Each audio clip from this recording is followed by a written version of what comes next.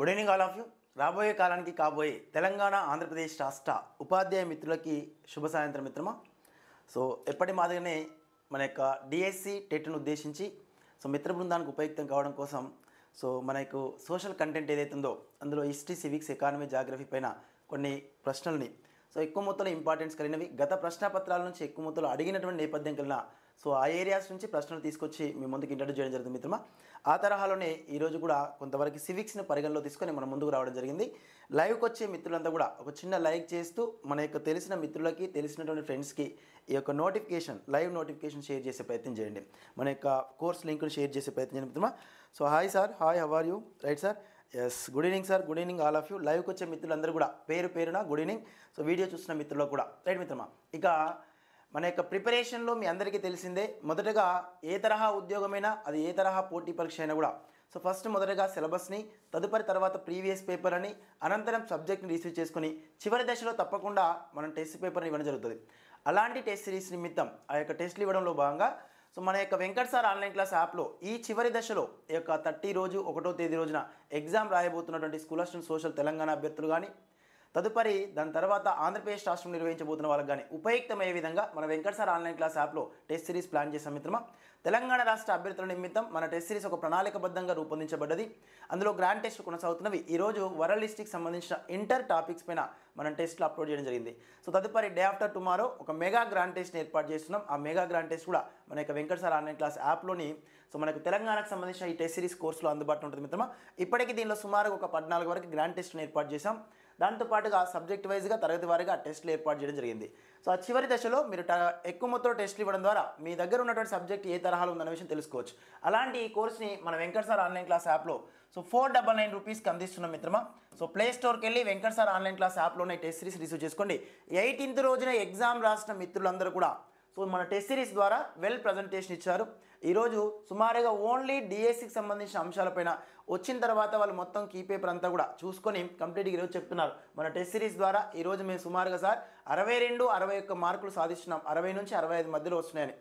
టెట్లో 115, 110, 113 అట్టున్నవి. ఇట్లా almost Khammam district, దాంతోపాటు మహబూబ్ నగర్, మన యొక్క సంగారెడ్డి తదితర ప్రాంతాల నుంచి వాళ్ళు చెప్తున్న నేపథ్యాన్ని పరిగణ తీసుకుంటే కంప్లీట్గా కవర్ చేయబడ్డది మిత్రమా. ఈ సిచ్యువేషన్లో ఈ యొక్క 4-5 డేస్ ఏదైతుందో కంప్లీట్గా మన టెస్ట్ సిరీస్లో ఉన్న టెస్టులన్నీ ప్రాక్టీస్ చేసే ప్రయత్నం చేయండి రోజువారీ కాలంలో. తరగతి వారీగా సబ్జెక్ట్ వారీగా ఉన్నాయి కాబట్టి రోజు హిస్టరీ, ఓ రోజు జాగ్రఫీ, ఓ రోజు సెగ్మెంట్ వైజ్గా చదువుకుంటూ పోయే ప్రయత్నం చేయండి, చూసుకుంటూ పోయే ప్రయత్నం చేయండి. రోజుకు ఒక 2 లేదా 3 గ్రాండ్ టెస్ట్లు ఇవ్వడం వల్ల కంప్లీట్గా మీరు అనుకున్నటువంటి ఫలితాలు సాధించవచ్చు. రైట్ మిత్రమా. ఎస్, ఆత్మనిర్భర్తో చెప్తున్నా మిత్రమా. టెస్ట్ సిరీస్ మాత్రం వెరీ ఎక్స్క్లూజివ్. ఎక్కువ మొత్తంలో ఉపయుక్తమైతే మీ అందరూ కూడా ఆల్రెడీ ప్రూఫ్ చేయబడ్డది కూడా 18th రోజు డిఎస్సి సోషల్ రాష్ట్ర మిత్రుల ద్వారా. వాళ్ళకి సంబంధించిన అంశాలు కూడా మన యూట్యూబ్లో ఇచ్చాం, ఒకసారి చూడండి మీరు. ఆ మిత్రుల ద్వారా వాళ్ళ యొక్క మాటల్లోనే ఏ తరహా ఉపయుక్తమైంది. రైట్ మిత్రమా. ఇక రిమైనింగ్ మన యొక్క ఆంధ్రప్రదేశ్ రాష్ట్ర మిత్రులు ఎవరైతే ఉన్నారో ఆంధ్రప్రదేశ్ రాష్ట్ర మిత్రులను ఉద్దేశించి మన యొక్క వెంకట్ సార్ ఆన్లైన్ క్లాస్ యాప్లోనే టెస్ట్ సిరీస్ని ప్లాన్ చేసాం మిత్రమా. ఈ కోర్సు వచ్చేటప్పటికి తరగతి వారీగా, చాప్టర్ల వారీగా ఒక ప్రణాళికబద్ధంగా ముందుకెళ్తుంది. టెట్ మరియు డిఎస్సి రెండింటికి దోహదపడే విధంగా ఉంటుంది సార్. ఈ కోర్సుకు సంబంధించిన షెడ్యూల్ని మన యాప్లో ఉంది, ఆల్రెడీ ఒకసారి షెడ్యూల్ చూసే ప్రయత్నం చేయండి. ఒక ఫ్రీ టెస్ట్ కూడా ఏర్పాటు చేసాం. ఈ కోర్స్ని మన యొక్క వెంకట్ సార్ ఆన్లైన్ క్లాస్ యాప్లో ఇది కంప్లీట్గా చూసినట్లయితే 599 రూపీస్కి ఏర్పాటు చేసాం sir. Up to DSC exam వరకు ఉంటుంది. అప్రాక్సిమేట్లీ మాకు 1 year వ్యాలిడిటీ ఇచ్చాం. డిఎస్సి ఎగ్జామ్ వరకు ఈ టెస్ట్ నిర్వహిస్తూ పోతూనే ఉంటాం. Right sir. ఒక ప్రణాళికబద్ధంగా పోతున్నాం. తెలంగాణలో ఏ తరహా అయితే మనం ఎక్కువ మొత్తంలో అనుకున్న విధంగా అందరికీ చేరువయ్యామో అదే తరహాలో అందరికీ చేరువవ్వాలి. మన యొక్క జ్ఞానాన్ని అందరికీ పంచాలి. వాళ్ళ యొక్క జీవన విధానంలో ప్రభుత్వ సర్వీస్ సాధించే నేపథ్యంలో కొంత కీలక పాత్ర వహించాలనే నేపథ్యంతో ఏర్పాటు చేసాం. కాబట్టి అందరూ ఆదరించండి మిత్రమా, అందరూ ఉపయుక్తం చేసుకునే ప్రయత్నం చేయండి. Right sir. Yes. Thank you sir, thank you so much. Remaining అదే మాదిరి చూస్తే సోషల్ కంటెంట్ కోర్స్ కూడా మన వెంకట్ సార్ ఆన్లైన్ క్లాస్ యాప్లో అందుబాటులో ఉంది. జాగ్రఫీకి ప్రత్యేక కోర్సు ఏర్పాటు చేశాం. దాంతోపాటు హిస్టరీ, సివిక్స్, ఎకానమీకి సంబంధించిన కంటెంట్ కోర్స్ అనేది నెక్స్ట్ వీక్లో మనకు లాంచ్ అవుతుంది. షెడ్యూల్ ప్రాతిపదికన మిత్ర బృందం ద్వారా మన క్లాసులు నిర్వహించబడతాయి మిత్రమా.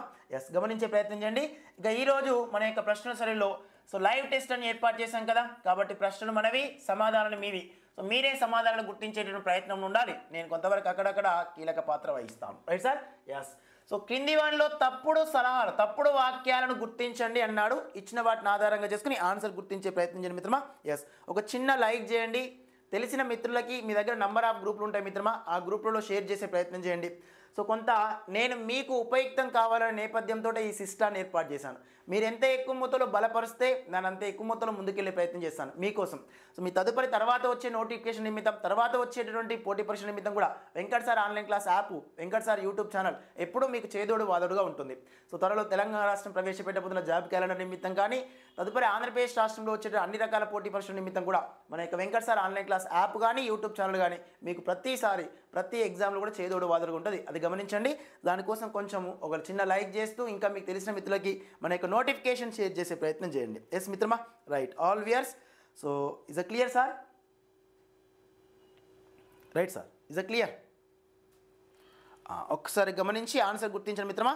ఎస్ చేస్తాను మిత్రమా. ఈ సివిక్స్ అయిపోయిన తర్వాత సివిక్స్ కొన్ని ప్రశ్నలు మీకు ఇంట్రడ్యూస్ చేసిన తర్వాత ఓవరాల్ గ్రాండ్ టెస్ట్ లాగా అన్ని పాఠ్యాంశాలు ఇక్కడ బోర్డు మీద మనం తీసుకునేటటువంటి ఈ యొక్క పోటీ పరీక్ష నిమిత్తం ఈ ప్రశ్నలు ఏవైతున్నాయో సార్, ఈ ప్రశ్నలు అడుగుతున్నటువంటి ఏరియాస్ మాత్రం ఒకసారి చూసే ప్రయత్నం చేయండి ఈ మధ్యలో ఉన్నటువంటి ఎగ్జామ్ దృష్ట్యా తెలంగాణ రాష్ట్ర మిత్రులు. Right sir? ఎస్, ఒకసారి గమనించిన మిత్రం, ఇక్కడ రాష్ట్రపతి ఉపరాష్ట్రపతిని ఒకే రకం వ్యక్తులు ఎన్నుకుంటారన్నాడు. రిమైనింగ్ అదే మాదిరి చూస్తే దేశంలో ప్రతి ఓటరు రాష్ట్రపతిని ఎన్నుకుంటారన్నాడు. ఢిల్లీ పాండిచ్చేరి శాసనసభ్యులు కూడా రాష్ట్రపతి ఎన్నికలో పాల్గొంటారన్నాడు. రాష్ట్రపతి రాజీనామా చేస్తే మంత్రిమండలి కూడా రాజీనామా చేయాలి అన్నాడు. రాష్ట్రపతి ఎన్నికలలో ప్రధానంగా మనం గమనించినట్లయితే మిత్రమా, ఎస్, ఓటు విలువ రాష్ట్రానికి మారుతుంది అన్నాడు. సో ఇచ్చిన దాన్ని ఆధారంగా చేసుకొని ఒకసారి ఆన్సర్ గుర్తించే ప్రయత్నం చేయండి మిత్రమా. ఎస్, ఇచ్చిన దాన్ని ఆధారంగా చేసుకొని ఒకసారి ఆన్సర్ గుర్తించే ప్రయత్నం. పైన క్వశ్చన్ చూడండి సార్, కింది వాళ్ళు తప్పుడు వాక్యాలను సూచించండి అన్నాడు. తప్పుగా సూచించిన వాడిని గుర్తించండి అన్నాడు మిత్రమా. ఇక్కడ రాష్ట్రపతిని ఉపరాష్ట్రపతిని ఒకే రకం వ్యక్తులు ఎన్నుకుంటారు అన్నాడు. Right sir? సో రాష్ట్రపతిని ఎన్నుకునేటటువంటి విధానం వేరు, ఉపరాష్ట్రపతి గురించి ప్రత్యేకంగా రాజ్యాంగంలో ఎక్కడ కూడా పొందుపరచబడలేదు. Right sir? సో కాకపోతే ఉపరాష్ట్రపతి సంబంధించినంత వరకు కొంతవరకు రాజ్యాంగ నిబంధనలు ఉన్నాయి. కానీ రాష్ట్రపతిని ఎన్నుకునే విధానంతో పోల్చుకుంటే ఎలక్టోరల్ కాలేజ్ ద్వారా ఎన్నుకుంటారు, కానీ ఉపరాష్ట్రపతిని అదే తరహాలో ఎన్నుకోరు అనమాట. Right sir? సో ఉపరాష్ట్రపతి సీనియర్ వ్యక్తిని, ఇక్కడ రాష్ట్రపతి దాంతోపాటుగా కొంతవరకు లోక్సభలో ఉన్నటువంటి రాజ్యసభలో ఉన్నటువంటి మెంబర్ల ద్వారా బలపరిచిన వ్యక్తే ఉపరాష్ట్రపతిగా ఎన్నుకోబడతాడు. Right sir? అలా ఏ అనే ప్రతిపాదన తప్పుడు వాక్యంగా సూచించబడ్డది. దేశంలో ప్రతి ఓటరు రాష్ట్రపతిని ఎన్నుకుంటాడన్నాడు. ప్రతి ఓటర్ అంటే మీరు కానీ నేను కానీ. Right sir? రాష్ట్రపతిని పరోక్ష పద్ధతి ద్వారా ఎన్నుకుంటారు, ప్రత్యక్షంగా ఎన్నుకోరు. కాబట్టి ఈ బి అనేది కూడా అవాస్తవాన్ని సూచిస్తుంది. నెక్స్ట్, ఢిల్లీ పాండిచ్చేరి. ఈ పాండిచ్చేరి అనే కేంద్రపాలిత ప్రాంతం మనకి ఆంధ్రప్రదేశ్లో ఉన్నటువంటి భౌగోళిక ప్రదేశం యానాం, తమిళనాడు రాష్ట్రంలో ఉన్నటువంటి పుదుచ్చేరి కరైకల్ అనే ప్రాంతం, అదే మాదిరిగా కేరళ రాష్ట్రంలో ఉన్న మాహే అనే ప్రాంతాలను కలుపుకొని ఏర్పాటు చేయబడింది. అలాంటి పాండిచ్చేరి ఢిల్లీకి రెండింటికి శాసనసభ ఎలక్షన్స్ ఉంటుంది. సాధారణంగా కేంద్రపాలిత ప్రాంతాలకి మనకి రాష్ట్రపతి చేత ఏర్పాటు చేయబడిన లెఫ్టినెంట్ గవర్నర్ ఆయన ఆధ్వర్యంలోనే కొంతవరకు పరిపాలన కొనసాగుతుంది. కానీ ఇక్కడ ఢిల్లీకి పాండిచ్చేరికి శాసనసభ ఉంటుందన్నమాట, అంటే ఎలక్షన్స్ జరుగుతాయి. అలా ఈ రెండు ప్రాంతాల దృష్ట్యా శాసనసభ్యులు కూడా రాష్ట్రపతి ఎన్నికలో భాగస్వామ్యం పొందుతారు. సో కాబట్టి సి అనే ప్రతిపాదన మనకి ఇక్కడ సరైన వాక్యం, తప్పుడు వాక్యం కాదు. నెక్స్ట్, అదే మాదిరి గమనిస్తే రాష్ట్రపతి రాజీనామా చేస్తే మంత్రిమండలి కూడా రాజీనామా చేయాలి అన్నాడు. Right sir? ఇక్కడ ప్రధానమంత్రి యొక్క బాధ్యత, ప్రధానమంత్రి రాజీనామా చేస్తే మంత్రిమండలి కూడా కొంతవరకు రాజీనామా చేసే నేపథ్యం కలిగి ఉంటుంది. రాష్ట్రపతితో సంబంధం లేదు కాబట్టి ఇది కూడా తప్పుడు వాక్యంగా పేర్కొనవచ్చు. రాష్ట్రపతి ఎన్నికలో ఓటు విలువ రాష్ట్రానికి మారుతుంది. జనాభా ప్రాతిపదికన మనకి శాసనసభ నియోజకవర్గాలు ఉంటాయి, దాంతోపాటుగా లోక్సభ నియోజకవర్గాలు ఉంటాయి. సో ఇక లోక్సభ పార్లమెంట్లో ఉన్న లోక్సభ నియోజకవర్గాలను ఆధారంగా చేసుకొని మనకి రాష్ట్రానికి మధ్య వ్యత్యాసాలు అనేవి ఏర్పడుతుంది. ఈరోజు భారతదేశంలో ప్రధానంగా గమనించినట్లయితే మిత్రమా, భారతదేశంలో అత్యధికంగా లోక్సభ స్థానాలను కలిగి ఉన్నటువంటి రాష్ట్రంగా పిలువబడుతున్న ఉత్తరప్రదేశ్ రాష్ట్రంలో సుమారుగా 80 ఉన్నవి. రైట్ మిత్రమా? ఎస్, 80 స్థానాలు విస్తరించినవి లోక్సభ సీట్లు. మన తెలంగాణ రాష్ట్రానికి అయితే సుమారుగా 17 సీట్లు ఉన్నవి. రెండో అత్యధికంగా పోల్చుకుంటే మహారాష్ట్రకి 48 ఉన్నవి. ఇలా మహారాష్ట్ర అయితే ఒక 48 ఉన్నవి, రిమైన్ తెలంగాణ రాష్ట్రం ఒక 17 ఉన్నవి, ఉత్తరప్రదేశ్ రాష్ట్రం 80. జనాభా ప్రాతిపదికన ఏర్పాటు చేస్తున్నాం. Right sir? ఇక్కడ పశ్చిమ బెంగాల్ చూసినట్టయితే ఒక 42 ఉంటవి. పశ్చిమ బెంగాల్లో 42 లోక్సభ స్థానాలు ఉన్నాయి. కాబట్టి లోక్సభ స్థానాల్లో ఉండేటటువంటి ఎవరైతే మనకి ఇక్కడ రాష్ట్రపతి ఉపరాష్ట్రపతి ఎన్నికల దృష్ట్యా కొంత ఎలక్టోరల్ కాలేజ్ ఏదైతే ఉందో ఆ ఎలక్టోరల్ కాలేజ్ లోపల రాష్ట్రపతిని ఎన్నుకోబడేటటువంటి వ్యక్తులు ఏవైతే ఉన్నారో వీళ్ళు ప్రధానంగా గమనించినట్లయితే అన్ని రాష్ట్రాలకు చెందిన శాసనసభ్యులు, పార్లమెంటు సభ్యులు, అన్ని రాష్ట్రాలకు చెందిన శాసనసభ్యులు, పార్లమెంటు సభ్యులు ఈ రాష్ట్రపతిని ఎన్నుకోవడానికి దోహదపడతారు. సో కాబట్టి ఇచ్చిన వాటిని పరిగణలో తీసుకున్న మిత్రమా, ఏబిడి అనేవి మాత్రం తప్పుగా సూచించబడ్డవి. సో కావున ఏబిడి అనే తప్పుగా సూచించబడ్డ option first option is question right ఆన్సర్గా పేర్కొనొచ్చు. అలా ఫస్ట్ వన్ ఈస్ క్వశ్చన్కి రైట్ ఆన్సర్గా ప్రకటించబడుతుంది మిత్రమా. ఎస్, ఇక్కడ గమనించాలి ఇంకా లోక్సభ అది మన యొక్క లోక్సభ స్థానాలు ఒకటే సంఖ్య కలిగినది మిజోరాం, నాగాలాండ్, సిక్కిం. బాగా గుర్తుపెట్టుకోండి సార్. ఇగో ఈ మిజోరాం ప్రాంతం కానీ నాగాలాండ్, ప్రీవియస్ ప్రశ్న, నాగాలాండ్ ప్రాంతం కానీ అదే మాదిరి గమనించినట్లయితే మిజోరాం, సో నాగాలాండ్, దాంతోపాటు గమనించినట్లయితే సిక్కిం, జనాభా తక్కువ ఉన్న ప్రాంతాలు సిక్కిం ఏదైతుందో ఈ ప్రాంతాలలో ఒకటే మనకి లోక్సభ స్థానాలు ఉన్నాయి. ఒక లోక్సభ స్థానం కలిగిన ప్రాంతాలు Mizoram, Nagaland, Sikkim. Right sir, MNC. Rights మిత్రమా, ఎంఎన్సి. రైట్, ఇది గమనించే ప్రయత్నం చేయండి. ఎక్కువ ఉన్నది ఉత్తరప్రదేశ్, రెండో అత్యధికంగా ఉన్నది ప్రధానంగా గమనిస్తే గుజరాత్, వెస్ట్ బెంగాల్ 42, తెలంగాణ రాష్ట్రంలో 17 ఉన్నవి, ఆంధ్రప్రదేశ్ రాష్ట్రంలో 25 ఉన్నవి. Right sir, yes yes. Code గుర్తుపెట్టుకోండి, సినామీ అని గుర్తుపెట్టుకోండి, నో ప్రాబ్లం, మీ ఇష్టం మిత్రమా. మీరు ఎలా గుర్తుపెట్టుకుంటే అలా గుర్తుపెట్టుకోండి, కానీ కోడ్ మర్చిపోతే మాత్రం లాస్ట్ కోలఫామ్ పెట్టుకోవాల్సి వస్తుంది, మరి అది మాత్రం గుర్తుపెట్టుకోండి సార్. సో నా ఒపీనియన్ ఏంటంటే అన్ని కోడ్లే కాకుండా కొంతవరకు, సో మ్యాక్సిమం వీలైతే తప్పుగా అనుకోవద్దు మిత్రమా, ఎంతవరకు పాసిబిలిటీ అయితే అంతవరకు వ్యక్తిగతంగా కోడ్లు క్రియేట్ చేసుకునే ప్రయత్నమే చేయండి మీరు. సో ఒకరి కోడ్ ఇంకొకరు కాపీ పేస్ట్ చేసుకునే ప్రయత్నం చేస్తే అక్కడ గుర్తుకు పెట్టుకోవడానికి అవసరం అవుతుంది. Right sir, X. రైట్ మిత్రమా, ఎస్, థ్యాంక్ యూ మిత్రమా. ఆర్ఎల్ క్రియేషన్ గారు డిఎస్సి అభ్యర్థులకు ఒక వెలుగులా ఉపయోగపడుతున్నారు సార్. సో సార్ ఏదేమైనా పర్లేదు, మొత్తం మీద అయితే మన సర్వీస్ రావాలి సార్, అదే మన ముఖ్య ఉద్దేశం. సో అందుకనే మీరు మన ఛానల్ని కొంచెం ముందుకు తీసుకెళ్ళండి, తోసే ప్రయత్నం చేయండి, ఒక చిన్న లైక్ చేయండి. లైవ్లో ఉన్న సంఖ్యతో పోల్చుకుంటే లైక్ చేసే వారి సంఖ్య తక్కువ. రైట్ సార్, ఎనీవే మిత్రమా, question right answer first one. Right sir. So next అదే తరహాలోనే గమనించినట్లయితే ఒక్కసారి గమనించండి మిత్రమా. Yes, so next question, give the answer please sir. ఇక్కడ కూడా తప్పుడు వాక్యాలను గుర్తించండి అన్నాం. తప్పుడు వాక్యాలను ఒకసారి గుర్తించే ప్రయత్నం చేయండి. ఏబిసిడిఈలు అన్నీ ఇచ్చాం సార్, ఇక్కడ ఇచ్చిన వాటిని ఆధారంగా చేసుకుని తప్పుడు వాక్యాలను గుర్తించండి. ఎస్ మిత్రమా, రైట్. లోక్సభ నుండి మాత్రమే మంత్రివర్గ సభ్యులను రాష్ట్రపతి ఎన్నుకుంటారు. లోక్సభ నుండి మాత్రమే మంత్రివర్గ సభ్యులని రాష్ట్రపతి ఎన్నుకుంటాడు అన్నాడు. Right sir.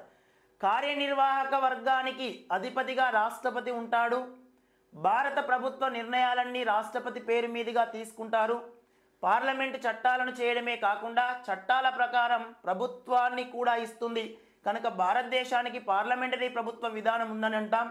మెజారిటీ సీట్లు గెలుచుకున్నటువంటి పార్టీ లేదా పార్టీ నేతలను స్పీకర్ ఆహ్వానిస్తారు అన్నాడు. Right sir. ఇక్కడ ఇచ్చిన వాటిని ఒకసారి గమనించాలి మిత్రమా. గమనించినట్లయితే ఎస్ సార్. సో మనం చూస్తే లోక్సభ నుండి మాత్రమే, ఇక్కడ లోక్సభ, రాజ్యసభ, లోక్సభ, రాజ్యసభ మనందరికీ తెలుసు.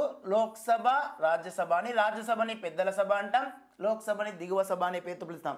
ఈ ద్విసభా విధానం అనేది భారతదేశంలో అన్ని రాష్ట్రాల్లో కేవలం కొన్ని రాష్ట్రాల్లో ఉంది.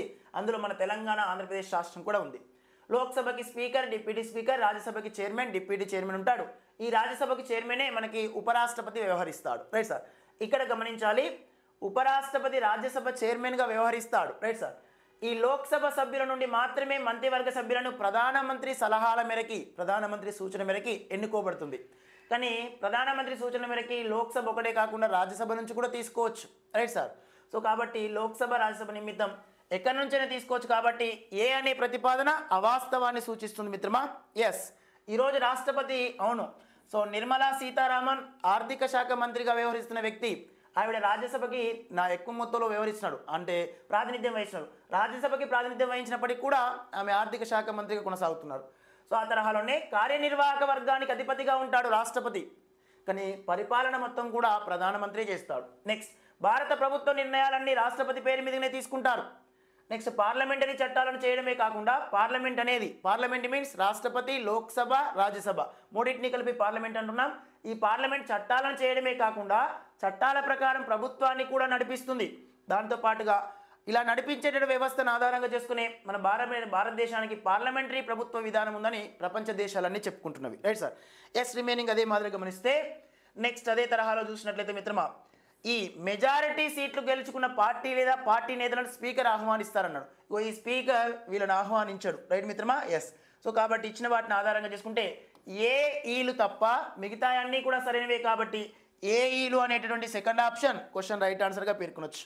ఎస్ మిత్రమా, రైట్. మౌర్య గారు, ఓకే మిత్రమా, very nice. Next question sir. So give the answer please మిత్రమా. ఎస్, ప్రకటన ఏ అదే మాదిరిగా ప్రకటన ఆర్. ఆర్ మీన్స్ రీజన్, కారణం. రైట్ మిత్రమా, give the answer please sir. అన్ని రాష్ట్రాల శాసనసభ సభ్యులు పార్లమెంటు సభ్యులు రాష్ట్రపతిని ఎన్నుకుంటారు. వాస్తవమే మిత్రమా, అన్ని రాష్ట్రాల యొక్క శాసనసభ సభ్యులు పార్లమెంటు సభ్యులు మాత్రమే ఎన్నుకుంటారు. కేంద్రపాలిత ప్రాంతాలకు సంబంధించి ఢిల్లీ మరియు పాండిచ్చేరికి సంబంధించిన ప్రాంతాలలో అక్కడ కూడా ఎలక్షన్ జరుగుతున్నాయి కాబట్టి అక్కడ ఉన్నటువంటి శాసనసభ సభ్యులు కూడా ఈ యొక్క రాష్ట్రపతి ఎన్నికల్లో భాగస్వామ్యం పొందుతారు. నెక్స్ట్ గమనించాలి ఇక్కడ కారణం. రాష్ట్రపతి గురించి భారతదేశ రాజ్యాంగంలో ఆర్టికల్ 52 నుంచి 62 వరకు పొందుపరిచారు. Right sir. సో ఆర్టికల్ 52 నుంచి 62 వరకు రాష్ట్రపతి సంబంధించినటువంటి ఎన్నిక, అర్హత, జీతభత్యాలు, ఆయనకున్నటువంటి అత్యవసర అధికారాలు, సో అధికారాలు, అత్యవసర అధికారాలు, పాకెట్ వీటో, అలాంటి వీటో అధికారాలకు సంబంధించిన అంశాలను కూడా ఇందులో పొందుపరచడం జరిగింది. Right sir. ఎస్, ఇచ్చిన వాటి దృష్ట్యా చూసినట్లయితే బాగా గుర్తుపెట్టుకోండి సార్. 352 ఆర్టికల్, 356 ఆర్టికల్, అదే మాదిరిగా 360, నెక్స్ట్ 368 ఆర్టికల్, 370 ఆర్టికల్. ఈ ఆర్టికల్ మాత్రం 80% మర్చిపోద్దు, గుర్తుపెట్టుకోవాలి. రాష్ట్రపతికి ఉన్నటువంటి కొన్ని ప్రత్యేకమైనది. 368 ఆర్టికల్ రాజ్యాంగాన్ని సవరించేటువంటి ఆర్టికల్. సో 370 ఆర్టికల్ మీకు అందరికీ జమ్మూ కాశ్మీర్ రాష్ట్రం స్వయం ప్రతిపత్తి వహించేది గతంలో. నెక్స్ట్ మేము 52, 56, 60లో జాతీయ అత్యవసర పరిస్థితి, ఆర్థిక అత్యవసర పరిస్థితి, రాష్ట్రపతి పాలన, వీటికి సంబంధించిన అంశాలను తప్పకుండా గుర్తుపెట్టుకోవాలి. సో ఇక్కడ మన డిఎస్సిని పరిగణలో తీసుకుంటే. ఎస్ మిత్రమా, రైట్. నెక్స్ట్ రిమైనింగ్ గమనిస్తే ఈ రెండు సరైనవే, ఏ మరియు ఆర్ రెండు సరైనవే. ఏ ఆర్కు సరైన వివరణ అని పేర్కొన్నాడు. నెక్స్ట్ ఏ ఆర్ రెండు సరైనవే, ఏ ఆర్కు సరైన వివరణ కాదు అన్నాడు. Right sir. గమనించాలి, రాష్ట్రపతి గురించి భారత రాజ్యాంగంలోని ఆర్టికల్ 52 నుంచి 62 వరకు పొందుపరిచారన్నాం. ఈ పొందుపరిచినటువంటి రాష్ట్రపతి ఎన్నికకు సంబంధించిన అంశాలు కూడా ఇగో ఇక్కడ ఏ అనేటటువంటి పార్టిసిపేట్ వేయడం మనకు తెలియపరుస్తుంది కాబట్టి ఇక్కడ గమనించాలి. రైట్ మిత్రమా, 360 ఆర్టికలే ఆర్థిక అత్యవసర పరిస్థితి ఇప్పటివరకు ఏర్పాటు చేయలేదు, ఇక ముందు చెప్పలేం. Right sir. ఎస్.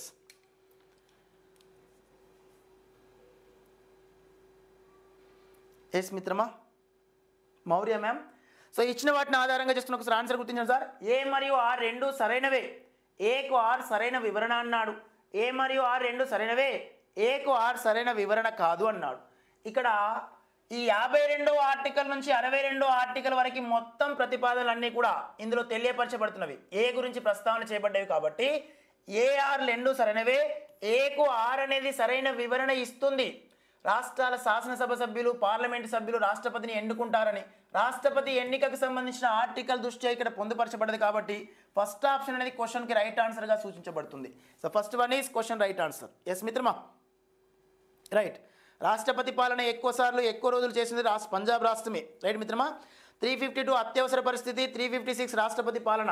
రైట్ మిత్రమా. 360 అయితే ఆర్థిక అత్యవసర పరిస్థితిని తెలియపరుస్తుంది. 352 అయితే అత్యవసర పరిస్థితి. రైట్ మిత్రమా. 356 రాష్ట్రపతి పాలనగా పేర్కొంటాం. 360 అయితే మనకి ఆర్థిక అత్యవసర పరిస్థితి. 368 రాజ్యాంగ సవరణ. సో 370 మన యొక్క జమ్మూ కాశ్మీర్కి స్వయం ప్రతిపత్తి కల్పించిన ప్రతిపాదనలు. సో కాబట్టి ఇవి గమనించే ప్రయత్నం చేయాలి. ఎస్ మిత్రమా, ఎక్కువ ఎమర్జెన్సీ వచ్చిందనంటే ఇందిరాగాంధీ ఆధ్వర్యంలో వచ్చింది emergency. Right sir. Yes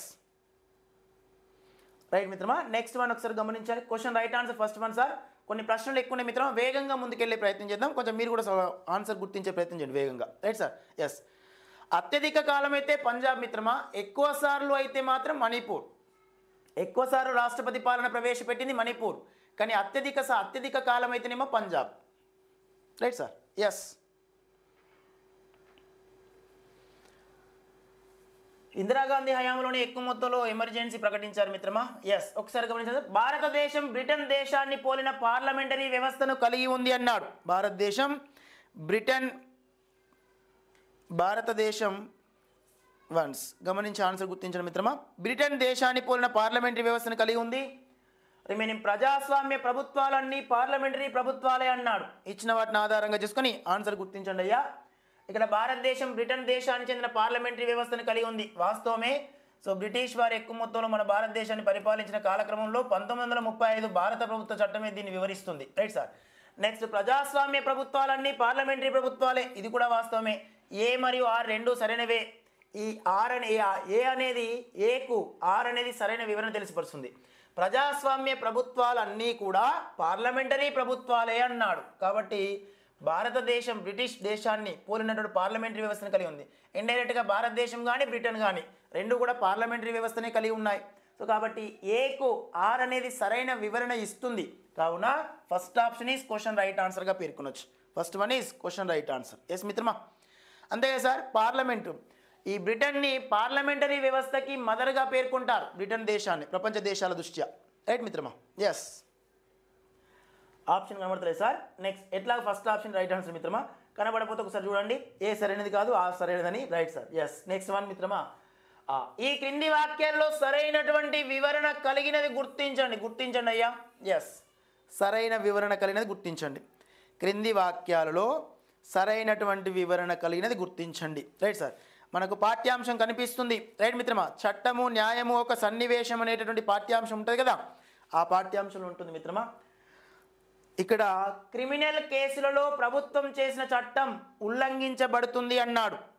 right మిత్రమా. సరైన వివరణ కలది గుర్తించండి. సరైన వివరణ ఉన్నటువంటి ప్రతిపాదనలు ఏ ఏ ప్రతిపాదన సరైన వివరణ కలిగినవో ఒకసారి తెలియపరిచే ప్రయత్నం చేయండి. ఎస్ మిత్రమా.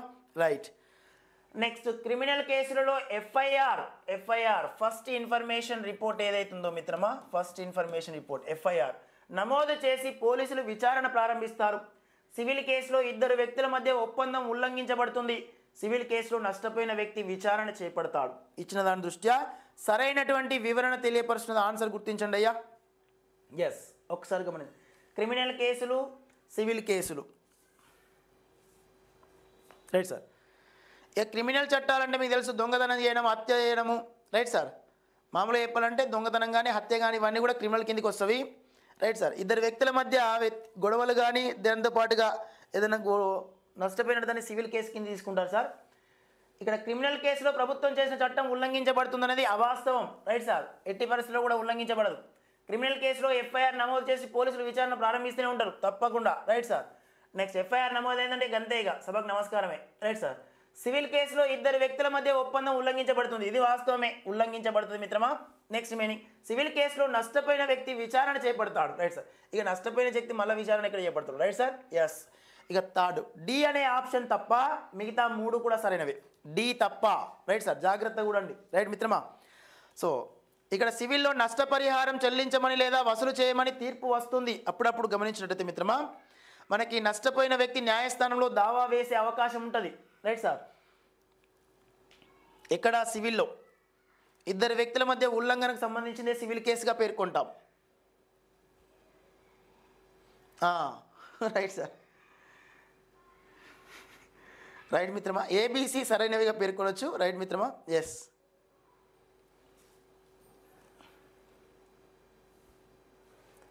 క్వశ్చన్ రైట్ ఆన్సర్ ఏబిసి మిత్రమా. First option is question right ఆన్సర్గా పేర్కొనవచ్చు.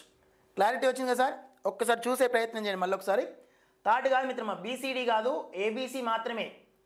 క్రిమినల్ కేసులో ప్రభుత్వం చేసిన చట్టం ఉల్లంఘించబడుతుంది అనేది ప్రతిపాదన. క్రిమినల్ కేసులో ప్రభుత్వం చేసిన చట్టం ఉల్లంఘించబడుతుంది అంటున్నాడు. ఎస్. ప్రభుత్వం చేసినటువంటి చట్టం ఉల్లంఘించబడుతుంది క్రిమినల్ కేసులో, అందుకనే కదా వాడిని క్రిమినల్ అనేది. Right sir. క్రిమినల్ కేసులో కూడా ప్రభుత్వం చేసిన చట్టం ఉల్లంఘించబడేటటువంటి అవకాశం ఉంటుంది. రైట్ మిత్రమా.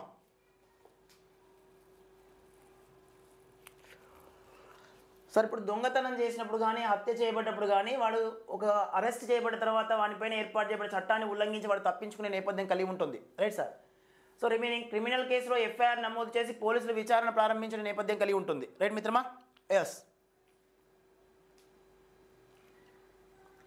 నెక్స్ట్ అదే మాదిరి చూస్తే సివిల్ కేసులో ఇద్దరు వ్యక్తుల మధ్య ఒప్పందం ఉల్లంఘించబడుతుంది.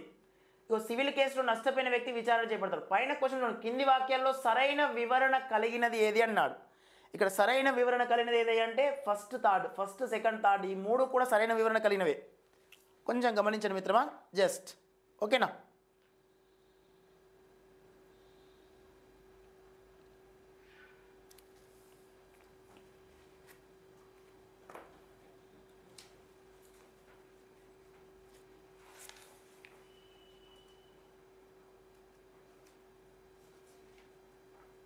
ఒక్కసారి క్లారిటీ తీసుకోండి సార్.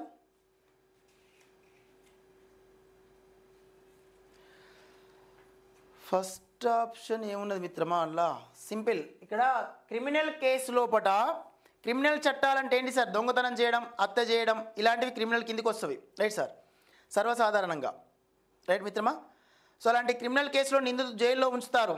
ఇది సర్వసాధారణంగా చూసినట్టయితే ఆ జైల్లో ఉంచినప్పుడు వీళ్ళు కొంతవరకు ఛార్జ్ షీట్ నమోదైన తర్వాత దాన్ని ఉల్లంఘించే నేపథ్యం కలిగి ఉంటుంది కదా. సో కాబట్టి క్రిమినల్ కేసులో ప్రభుత్వం చేసిన చట్టాలను అప్పుడప్పుడు ఉల్లంఘిస్తారు వాళ్ళు. ఆ ఉల్లంఘించే నేపథ్యం ఉంటుందని వివరిస్తుంది మనకి ప్రతిపాదన. Right sir. Next remaining criminal కేసులో ఎఫ్ఐఆర్ నమోదు చేసి పోలీసులు విచారణ చేశారని వాస్తవమే. సివిల్ కేసులో ఇద్దరు వ్యక్తుల మధ్య ఒప్పందం ఉల్లంఘించబడుతుంది, అది కూడా వాస్తవమే. ఈ సివిల్ కేసులో నష్టపోయిన వ్యక్తి విచారణ చేపడతాడు అనేది అవాస్తవం. Right sir. నష్టపోయిన వాడు మళ్ళీ విచారణ ఎందుకు చేపడతాడు, కాబట్టి డి అనేది తప్పు. మిగతా 3 సరైనవి కాబట్టి ఏబీసీ సరైనదని first option is question right answer. Right sir. Yes 8th క్లాస్లో పేజ్ నెంబర్ 177లో ఉంటుంది చూడండి సార్ ఒకసారి. రైట్ మిత్రమా. Next 8th class page number 177. Very nice మిత్రమా. బెయిల్కు సంబంధించి సరైనది గుర్తించండి. పాఠ్యాంశం చట్టం న్యాయం ఒక సన్నివేశం అనే పాఠ్యాంశం ఉంటుంది, ఆ పాఠ్యాంశం చూడండి. ఎస్, వివాహము విడాకులు అనేవి సివిల్ కేసుల కిందకే వస్తుంది. రైట్ మిత్రమా, ఓకేనా.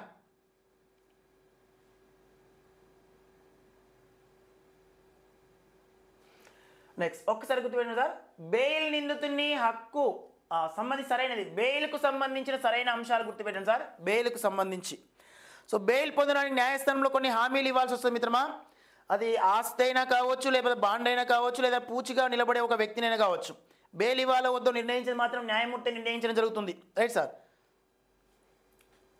ఇక్కడ బెయిల్ నిందితుని యొక్క హక్కు, కానీ నేర తీవ్రతను బట్టి దాన్ని మంజూరు చేస్తారు. ఒకటో ప్రతిపాదన. రెండో ప్రతిపాదన, బెయిల్ ఇవ్వగలిగిన నేరాలలో ఎస్హెచ్ఓ స్టేషన్ హెడ్ ఆఫీసర్ ఎవరైతే ఉన్నారో ఎస్హెచ్ఓ మాత్రమే ప్రధానంగా మనం గమనిస్తే బెయిల్ మంజూరు చేస్తారన్నాడు. నెక్స్ట్ థర్డ్ వన్, బెయిల్ పొందడానికి న్యాయస్థానంలో కొన్ని హామీలు ఇవ్వాల్సి వస్తుంది. రైట్ మిత్రమా, కొన్ని హామీలు ఇవ్వాల్సి వస్తుంది.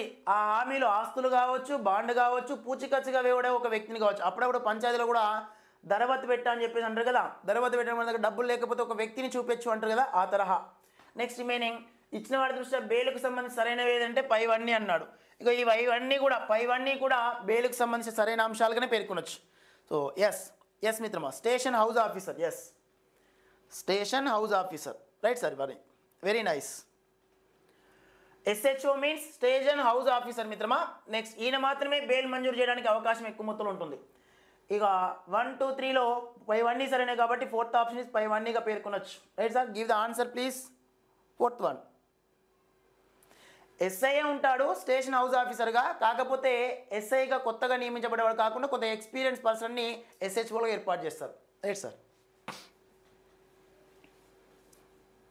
నెక్స్ట్ వన్ మిత్రమా, ఈ క్రింది వాక్యాలలో తప్పుగా ఉన్నది గుర్తించండి అయ్యా. తప్పుగా ఉన్నదాన్ని ఒకసారి సూచించే ప్రయత్నం చేయండి సార్. క్రింది వాక్యాల్లో తప్పుగా ఉన్నదాన్ని. పోలీసులు అరెస్టు చేయడం అంటే శిక్షించబడటంతో సమానం అన్నాడు. నిందితులను కానీ సాక్షులను కానీ హైకోర్టు పిలవదు. కేసుకు సంబంధించి దర్శనం ఆధారంగా నిర్ణయాలు తీసుకుంటుంది. ఇగో ఇది సెకండ్ వన్ మిత్రమా. నిందితులను కానీ సాక్షులను కానీ డైరెక్ట్గా కోర్టు పిలవదు ఎప్పుడు కూడా. కేసుకు సంబంధించి దర్శనం ఆధారంగా నిర్ణయాలు తీసుకునే అవకాశం ఉంటుంది. హామీల ఆధారంగా బెయిల్ మంజూరు చేస్తారు, ఇది కూడా వాస్తవం మిత్రమా. నెక్స్ట్ రిమైనింగ్, పోలీసులు అరెస్ట్ చేయడం అంటే శిక్షించబడడంతో సమానం అనేది అవాస్తవం. పోలీసులు అరెస్ట్ చేయడం అనేది అవసరం అనుకుంటే ఈ ముందస్తు అరెస్ట్ చేస్తారు. ఇప్పుడు పెద్ద వాళ్ళు మన యొక్క సీఎం కానీ పిఎం కానీ వీళ్ళు వస్తూ ఉంటే ప్రతిపక్ష పార్టీ వాళ్ళని పెద్ద లీడర్ని కూడా తీసుకుపోయి హౌస్ అరెస్ట్ చేస్తూ ఉంటారు. అరెస్ట్ చేసినంత మాత్రాన శిక్షించబడడంతో సమానం అనేది మాత్రం సరైన విధానం కాదు. కాబట్టి ఇక్కడ ఫస్ట్ ఆప్షన్ మాత్రం సరికాదు. Right sir. ఫస్ట్ వన్ మాత్రమే సరైనదిగా పేర్కొనొచ్చు. Right sir. సరికానిదిగా తప్పుగా సూచించబడ్డ ప్రతిపాదన ఏంటంటే ఫస్ట్ వన్నే, అరెస్ట్ చేయడం వల్ల శిక్షించబడడం అనేది సమానం కాదు కాబట్టి. Right sir. ఎస్ మిత్రమా, స్టేషన్ హౌస్ ఆఫీసర్ అనేది కరెక్ట్.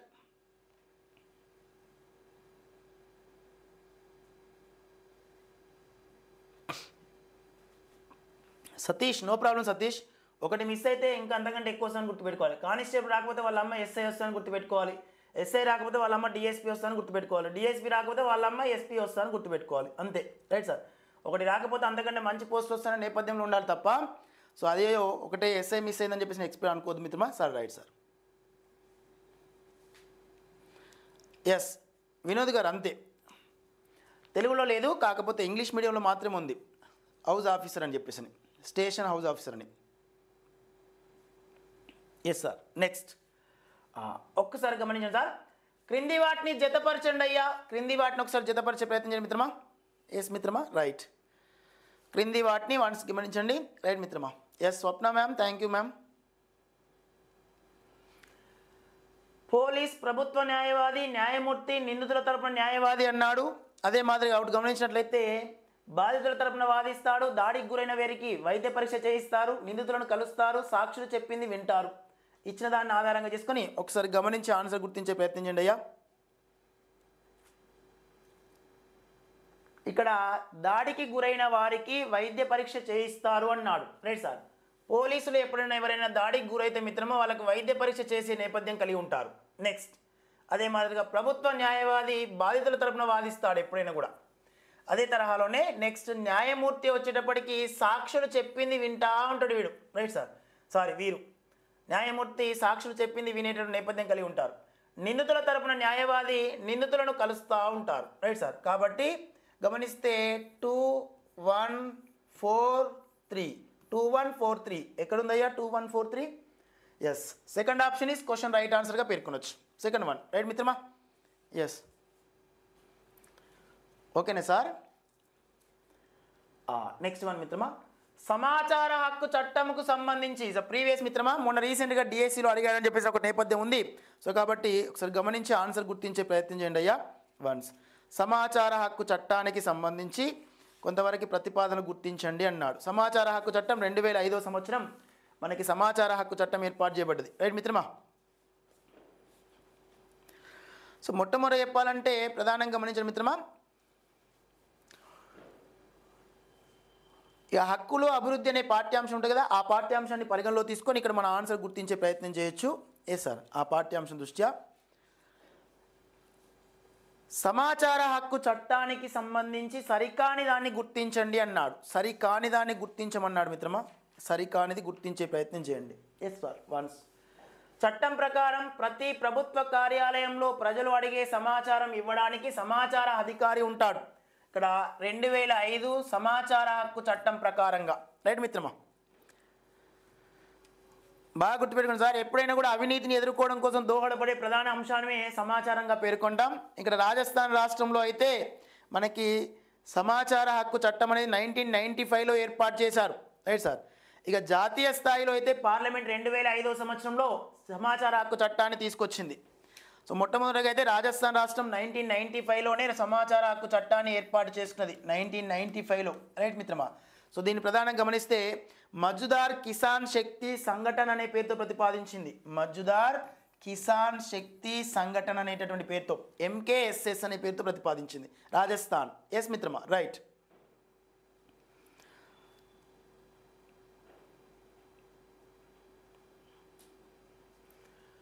చట్టం ప్రకారం ప్రతి ప్రభుత్వ కార్యాలయంలో ప్రజలు అడిగే సమాచారం ఇవ్వడానికి సమాచార అధికారి ఉంటాడు మిత్రమా.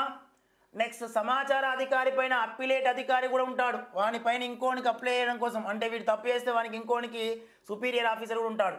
సమాచార హక్కు చట్టం కింద ఎవరు అడగకపోయినా ప్రతి ప్రభుత్వ కార్యాలయం కొంత సమాచారాన్ని వెల్లడి చేయాలి. ఇది కూడా వాస్తవమే సార్.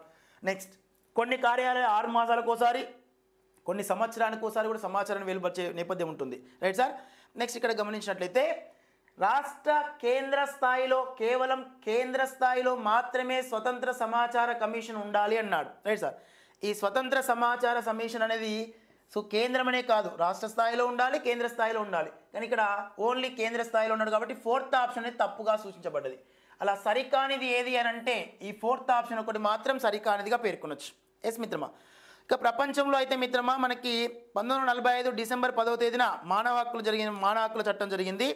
సో ఆ తర్వాత కాలం నుంచి హక్కులు కొంచెం ఎక్కువ మొత్తంలో హక్కులపైన అధికారాలు ఏర్పాటు చేస్తూ రావడం జరిగింది. రైట్ మిత్రమా.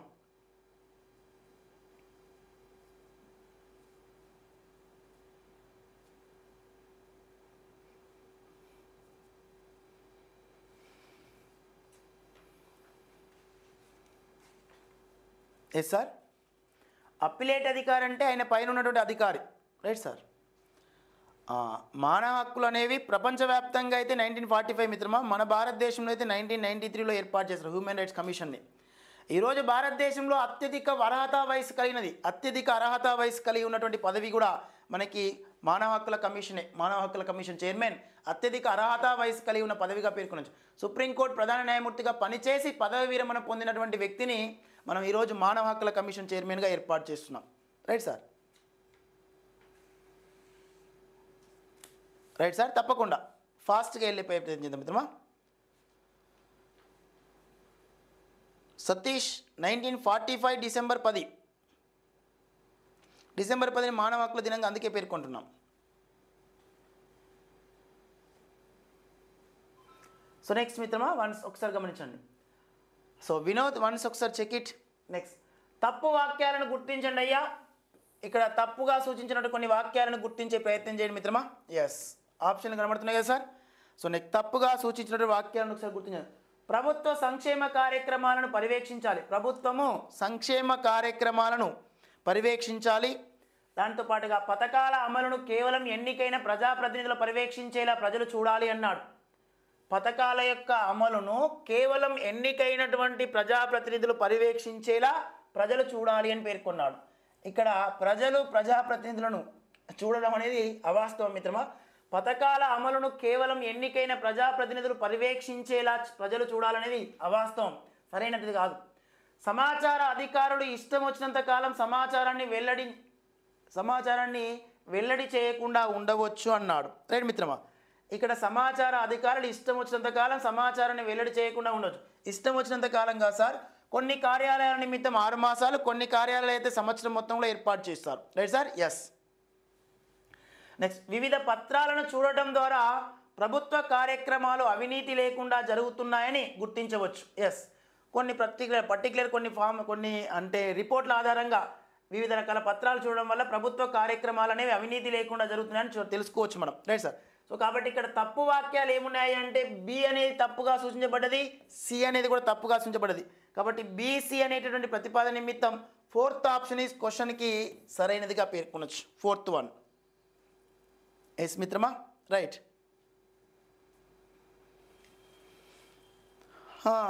Right sir. Next so give the answer please మిత్రమా.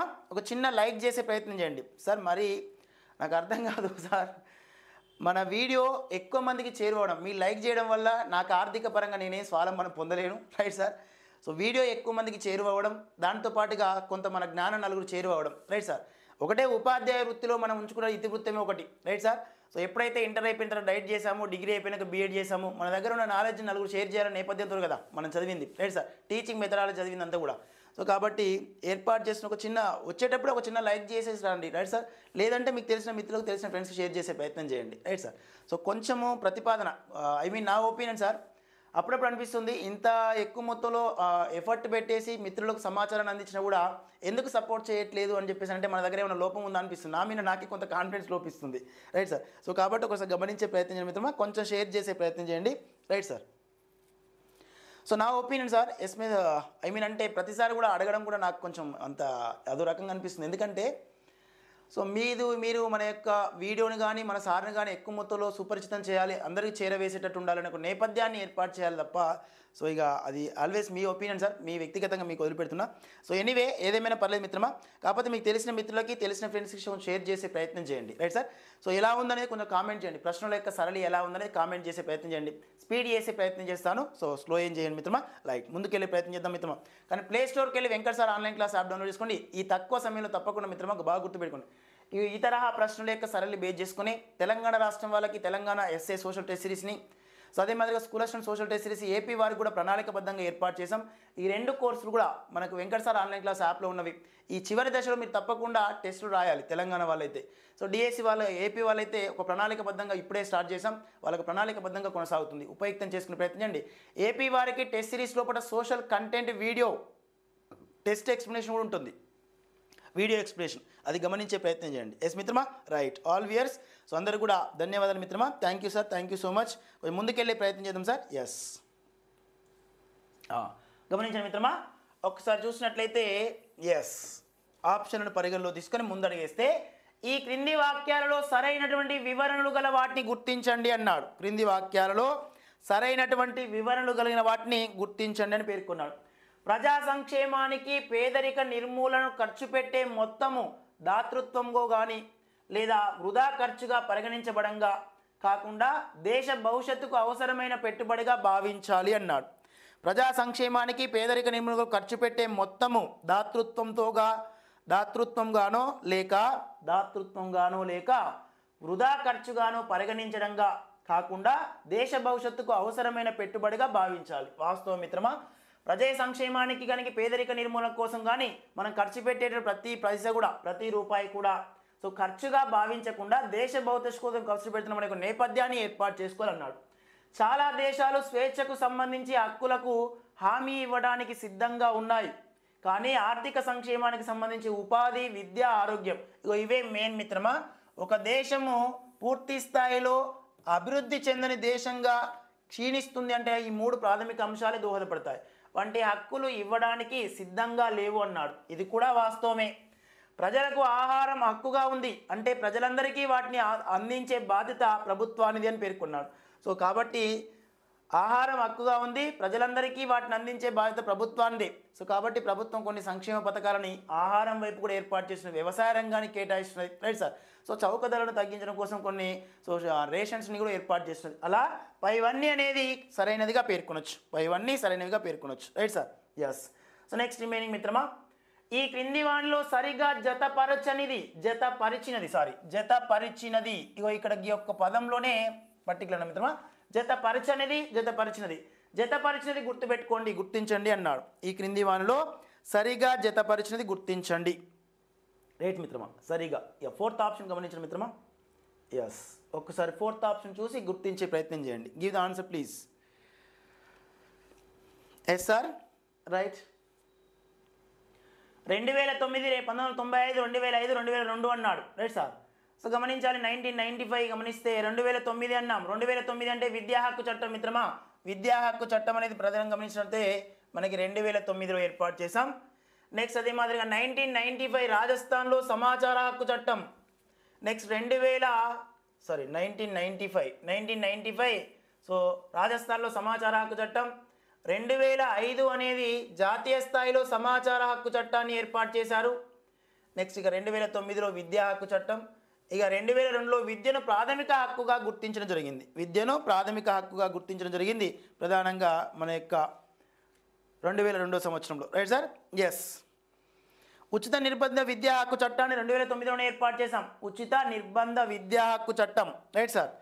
సో మనకి ఉచిత నిర్బంధ విద్యా హక్కు చట్టం పార్లమెంట్ మన 2009 సంవత్సరంలో ఏర్పాటు చేసిన 2010వ సంవత్సరం ఏప్రిల్ 1వ తేదీ నుంచి అమల్లోకి వచ్చింది ఇది, రైట్ సార్. ఇది ప్రీవియస్ మొన్న రీసెంట్గా అడిగారు మిత్రమా. సో ఏప్రిల్ 1, 2010వ సంవత్సరం నుంచి అమల్లోకి వచ్చింది మనకి విద్యా హక్కు చట్టం, రైట్ సార్. 2009లో ఏర్పాటు చేసినప్పటికి. సో కాబట్టి గమనించండి, ఇక్కడ మనం చూస్తే 3, 1, 2, 4 3, 1, 2, 4 గమనించండి మిత్రమా. 3, 1, 2, 4. So 4th option is question right ఆన్సర్గా పేర్కొనొచ్చు, 4th option, right sir. Yes మిత్రమా. 86వ రాజ్యాంగ సవరణ ద్వారానే 2002వ సంవత్సరంలో విద్యను ప్రాథమిక హక్కుగా గుర్తించారు, రైట్ సార్. 86వ రాజ్యాంగ సవరణ, 86వ so constitution amendment. Next remaining గమనించండి సార్. ఎస్. ప్రకటన ఏ, ప్రాథమిక హక్కులు ఉల్లంఘించబడితే న్యాయస్థానాలు తానంతట తానుగా విచారణ చేపడతాయి అన్నాడు, రైట్ సార్. ప్రాథమిక హక్కులు, మానవ హక్కులు, ప్రాథమిక హక్కులు అనే పాఠ్యాంశం దృష్ట్యా కొంతవరకు ఆన్సర్ గుర్తించే ప్రయత్నం చేయండి మిత్రమా. ప్రాథమిక హక్కులను ఉల్లంఘించినట్లయితే న్యాయస్థానాలు సో తనంతట తానుగా విచారణ చేపడతాయి అన్నాడు, రైట్ మిత్రమా. నెక్స్ట్ రీజన్, రాజ్యాంగం హక్కులను కాపాడి అమలు చేయాల్సిన బాధ్యత న్యాయస్థానంకు ఉంటుంది అన్నాడు, రైట్ మిత్రమా. సో ఇచ్చిన దాన్ని పరిగణన తీసుకుంటే రెండూ కూడా సరైనవి, రైట్ మిత్రమా. గమనించండి, ఇక్కడ రెండూ కూడా సరైనవి. ప్రాథమిక హక్కులు ఉల్లంఘించబడితే న్యాయస్థానాలు తనంతట తానుగా విచారణ చేపడతాయనే ప్రతిపాదన వాస్తవాన్ని తెలియపరుస్తుంది. రాజ్యాంగం హక్కులను కాపాడి అమలు చేయాల్సిన బాధ్యత న్యాయస్థానానికి ఉంటుంది. సో కాబట్టి ఆర్ అనేది కూడా వాస్తవమే. ఈ ఆర్ అనేది ఏ కొత్త సరైన వివరణ కూడా తెలియపరుస్తుంది. ఇక్కడ ఉల్లంఘించబడితే అనే ప్రతిపాదనకి ఇది రక్షిస్తుంది కాబట్టి ఏ మరియు ఆర్ రెండు సరైనవి, ఏకు ఆర్ సరైన వివరణ అనే first option question right answer అవుతుంది, రైట్ సార్. ఎస్. ఏ సరైన మిత్రమా, రైట్ సార్. ఎస్, శాంతి గారు, రైట్ సార్. తెలుసు కదా మనకు ప్రాథమిక హక్కులు, రైట్ సార్.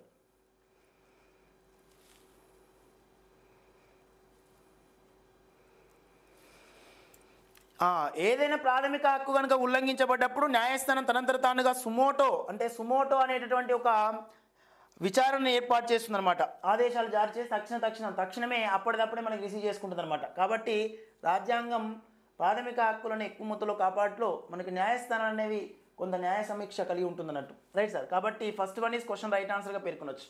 నెక్స్ట్ వన్ ప్రకటన ఏ, ప్రకటన ఆర్. Right sir. రీజన్ మరి ఏ రెండింటిని పరిగణలో తీసుకుంటే ఒక వ్యక్తి నేరం చేసినప్పుడు మాత్రమే జీవించే హక్కు, వ్యక్తిగత స్వేచ్ఛ హక్కులను పరిమితం చేయబడతాయి. జీవించే హక్కు, వ్యక్తిగత స్వేచ్ఛ హక్కులను పరిమితం చేయబడుతుంది. రిమైనింగ్ ఆర్ రాజ్యాంగం ప్రకారం మనకి అత్యవసర సమయం లోపల కూడా ప్రాథమిక హక్కులపై పరిమితులు విధించబడవు అన్నాడు. సో ఇచ్చిన దాన్ని ఆధారంగా చేసుకుంటే మిత్రమా, ఒక వ్యక్తి నేరం చేసినప్పుడు మాత్రమే జీవించే హక్కు, వ్యక్తిగత స్వేచ్ఛ హక్కులు పరిమితం చేయబడతాయి. ఇది వాస్తవం మిత్రమా. సో నేరం చేసినప్పుడు అయితే రైట్ సార్ వ్యక్తిగత జీవించే హక్కు, వ్యక్తిగత స్వేచ్ఛ హక్కులు కూడా పరిమితం చేయబడతాయి. Right sir. రీజన్ రాజ్యాంగం ప్రకారం అత్యవసర సమయంలో కూడా ప్రాథమిక హక్కులపై పరిమితులు విధించబడవు అన్నారు. ఇక్కడ ప్రాథమిక హక్కులపై పరిమితులు విధించబడతాయి. కాబట్టి ఈ ఆర్ అనేది సరైనది కాదు, ఏ మాత్రమే సరైనది. కావున ఏ సరైనది, ఆర్ సరైనది కాదనే థర్డ్ ఆప్షన్ క్వశ్చన్ రైట్ ఆన్సర్గా పేర్కొనబడుతుంది. ఎస్ మిత్రమా, రైట్. నెక్స్ట్ వన్ మిత్రమా, ఎస్ ఇది మన వెంకట్ సార్ ఆన్లైన్ క్లాస్ యాప్లో ఉన్న టెస్ట్ సిరీస్ మిత్రమా. స్కూల్ అసిస్టెంట్ సోషల్ డిఎస్సి మన తెలంగాణ రాష్ట్ర మిత్ర బృందం ఎవరైతున్నారో ఇప్పటికీ ఇంకా ఛాన్స్ మిత్రమా. సో పర్టికులర్గా అప్పుడప్పుడు మనం క్రికెట్ ఆడేటప్పుడు ఓ క్యాచ్ మిస్ అయినప్పుడు కానీ ఆ యొక్క బ్యాట్స్మెన్ అనేవాడు హిట్ అవుతాడు అనమాట. అంటే ఒక లైఫ్ వచ్చిందని చెప్పేసి అంటాం కదా, తదుపరి వాడు చేస్తే హాఫ్ సెంచరీ కానీ సెంచరీ కానీ చేసి మ్యాచ్ విన్నింగ్ పొజిషన్లోకి తీసుకొస్తాడు. ఆ తరహాలోనే ఈ చివరి దశలో ఉన్న మిత్రులు 18th రోజు మన టెస్ట్ సిరీస్ ద్వారా వాళ్ళు పొందినటువంటి అనుభవాన్ని తెలిపినటువంటి వీడియోలు ఒకసారి చూడండి యూట్యూబ్లో. సో కంప్లీట్ 100% సిలబస్ని కవర్ చేస్తూ సో ఇప్పటి వరకు కూడా 18th నుంచి ఇప్పటి వరకు ఇటీవల కాలంలో మళ్ళీ ఇంటర్మీడియట్ సంబంధించిన టెస్టులు కూడా ఇందులో ప్రొవైడ్ చేసాం. క్విక్ రివిజన్ పీడిఎఫ్ కూడా ప్రొవైడ్ చేసాం. బేస్డ్ ఆన్ ద సిలబస్ అంతా కవర్ చేసాం. గ్రాండ్ టెస్ట్ సుమారు ఇప్పటివరకు 14 గ్రాండ్ టెస్ట్ ఏర్పాటు చేసాం మిత్రమా అన్ని సబ్జెక్టుల దృష్ట్యా. అలాంటి గ్రాండ్ టెస్ట్ 26వ తేదీ మెగా గ్రాండ్ టెస్ట్ కూడా ఏర్పాటు చేయబోతున్నాం. అలా 499 రూపీస్కి కోర్స్ అందిస్తున్నాం సార్. 1 year వ్యాలిడిటీ ఉంటుంది. ఈ కోర్సులో ఉన్న టెస్ట్ మిమ్మల్ని మీరు రాసే ప్రతి టెస్ట్ కూడా మిమ్మల్ని మీ విజయానికి దగ్గర చేస్తుంది. ఈ చివరి దశలో తప్పకుండా టెస్టులు రాయాలి. అలా మన టెస్ట్ సిరీస్ మీకు చాలా ఉపయుక్తంగా ఉంటుంది. ప్లే స్టోర్కి వెళ్ళి Venkat sir online class app download చేసుకోండి. యాప్లో ఉన్న ఈ టెస్ట్ సిరీస్ రిసీవ్ చేసుకోండి. ఇదే తరహాలో ఆంధ్రప్రదేశ్ రాష్ట్ర అభ్యర్థులు కూడా ఏర్పాటు చేశాం ప్రణాళికబద్ధంగా. అది 599 రూపీస్ కోర్స్ని ఏర్పాటు చేశాం మిత్రమా. 599 రూపీస్కి అందులో వీడియో ఎక్స్ప్లెనేషన్ కూడా ఉంటుంది సోషల్ కంటెంట్ పైన, ఈవీఎస్ నుంచి ఇంటర్మీడియట్ వరకు. రైట్ సార్, 6th క్లాస్ నుంచి ఇంటర్మీడియట్ వరకు. సో కాబట్టి ఇది గమనించే ప్రయత్నం చేయండి. ప్లే స్టోర్కి వెళ్ళి యాప్ డౌన్లోడ్ చేసుకోండి. యాప్లో ఉన్న టెస్ట్ సిరీస్ రిసీవ్ చేసుకోండి. సో చెప్తున్నా మిత్రమా, ఆత్మనిబద్ధతో చెప్తున్నాను, మీరు రాసే ప్రతి టెస్ట్ కూడా మిమ్మల్ని మీ విజయానికి దగ్గర చేస్తుంది. బేస్డ్ ఆన్ ద సిలబస్ మొత్తం కవర్ చేయబడ్డది. రైట్ సార్, ఎస్ గమనించే ప్రయత్నం చేయండి మిత్రమా. ప్రశ్నల యొక్క సరళి కూడా ఇప్పుడు మనం బోర్డు మీద డిస్కస్ చేసుకున్న తరహాలోనే ఉంటాయి అన్నమాట. సమాచారాన్ని మీకు అందించే విధంగా, కొత్త సమాచారాన్ని ఎక్కువ ముద్దలో చేరవేసే విధంగా. Right sir, yes. అత్యవసర పరిస్థితుల్లో ఉన్నప్పుడు జీవించే హక్కుకు మినహాయింపు ఉంటుంది మిత్రమా. ఆర్టికల్ 21 అదే చెప్తుంది. Right sir. నెక్స్ట్ పీడనాన్ని నిరోధించే హక్కుకు సంబంధించి సరికాని అంశాన్ని గుర్తించండి అన్నాడు. పీడనాన్ని నిరోధించేటటువంటి హక్కుకు సంబంధించి సరికాని అంశాన్ని గుర్తించండి అన్నాడు. పీడనాన్ని నిరోధించేటటువంటి అంశాన్ని పరిగణలో తీసుకొని పీడనాన్ని నిరోధించేటటువంటి హక్కు ఏదైతుందో ఆ హక్కుకు సంబంధించి. Right sir, yes. పీడనాన్ని నిరోధించేటటువంటి హక్కు, ఈ హక్కు కింద బలవంతపు చాకరీలు ఎక్కువ మొత్తం నిషేధించబడతాయి. కర్మాగారాలలో బాలలను పనిచేసి పెట్టుకోవడం అంటే బాల కార్మికులను కూడా గుర్తించడంలో దోహదపడతాయి. 14 సంవత్సరాల లోపు బాలను కార్మికులుగా కర్మాగారాలుగా కానీ గనుల్లో కానీ పెట్టుకోవడం అనేది రాజ్యాంగం పేర్కొంటుంది. ఇలా పీడనాన్ని నిరోధించే హక్కు లోపల 14 సంవత్సరాల లోపు పిల్లలను పరిశ్రమలో పనికి ఉంచడం అనేది కొంతవరకు నేరంగా గుర్తిస్తుంది. 14 సంవత్సరాల పిల్లలను వ్యాపార సంస్థలో పనికి ఉంచడం కూడా, కుటుంబ పనుల్లో సహాయపడడం కూడా, కుటుంబ పనుల్లో సహాయం చేయడం అనేది పీడనాన్ని నిరోధించే హక్కుకి ఇది సరైనటువంటి ప్రతిపాదన కాదు. Right sir. సో సర్వసాధారణంగా చేస్తూ ఉంటారు కాబట్టి ఫస్ట్ వన్ సెకండ్ వన్ మాత్రమే. రైట్ మిత్రమా. ఇక్కడ బలవంతపు చాకరీలు చేయడం, దాంతోపాటు కర్మాగారాలలో కానీ అదే మాదిరిగా గనుల దళాలు కానీ ప్రమాదకరమైన పనుల్లో పెట్టుకోవడం నిషేధించబడ్డది రాజ్యాంగం. రైట్ సార్, పీడనాన్ని నిరోధించే హక్కు కింద. కాబట్టి థర్డ్ ఆప్షన్ మాత్రమే ఈ హక్కుకు సంబంధించి సరిపడినటువంటి అంశంగా పేర్కొంటుంది. Third one. ఎస్ మిత్రమా. ఆర్టికల్ 24 ఇదే చెప్తుంది మిత్రమా. ఆర్టికల్ 24 మనకి బాల కార్మికుల గురించి తెలియపరుస్తుంది. 14 సంవత్సరాల్లో పిల్లలని గనుల్లో కానీ పరిశ్రమలో కానీ చేసుకోదు అని చెప్పేసి, రైట్ సార్, చేర్చుకోకూడదని. ఆర్టికల్ 24, 21, 23 కూడా. ఇక్కడ 1, 2 అనేవి ప్రధానంగా గమనించిన మిత్రమా సరిపడుతుంది. థర్డ్ వన్ మాత్రమే సరిపడదు. సో కాబట్టి third option is question right answer మిత్రమా. నెక్స్ట్ వన్, ఈ క్రింది వాక్యాలలో తప్పుగా ఉన్న వాక్యాన్ని గుర్తించండి అయ్యా. క్రింది వాక్యాలలో తప్పుగా ఉన్నటువంటి వాక్యాన్ని గుర్తించండి, రైట్ మిత్రమా. సో 1986 కూడా చెప్తుంది మిత్రమా, కాకపోతే ఆర్టికల్ 23, 24 అనేది ఏర్పాటు చేస్తుంది. 1986 ఆర్టికల్ 23, 24. ఈ క్రింది వాక్యాలలో తప్పుగా ఉన్నదాన్ని సూచించండి అయ్యా.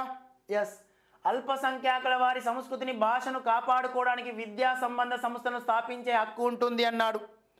రిమైన్ తప్పుగా ఉన్నదాన్ని సూచించమన్నాడు. అందులో first option, second option, third option, fourth option, right మిత్రమా. ఇచ్చిన దాని దృష్ట్యా అల్పసంఖ్యాకులు వారి సంస్కృతిని భాషను కాపాడుకోవడానికి విద్యా సంబంధ సంస్థలను స్థాపించే హక్కు ఉంటుంది, రైట్ మిత్రమా.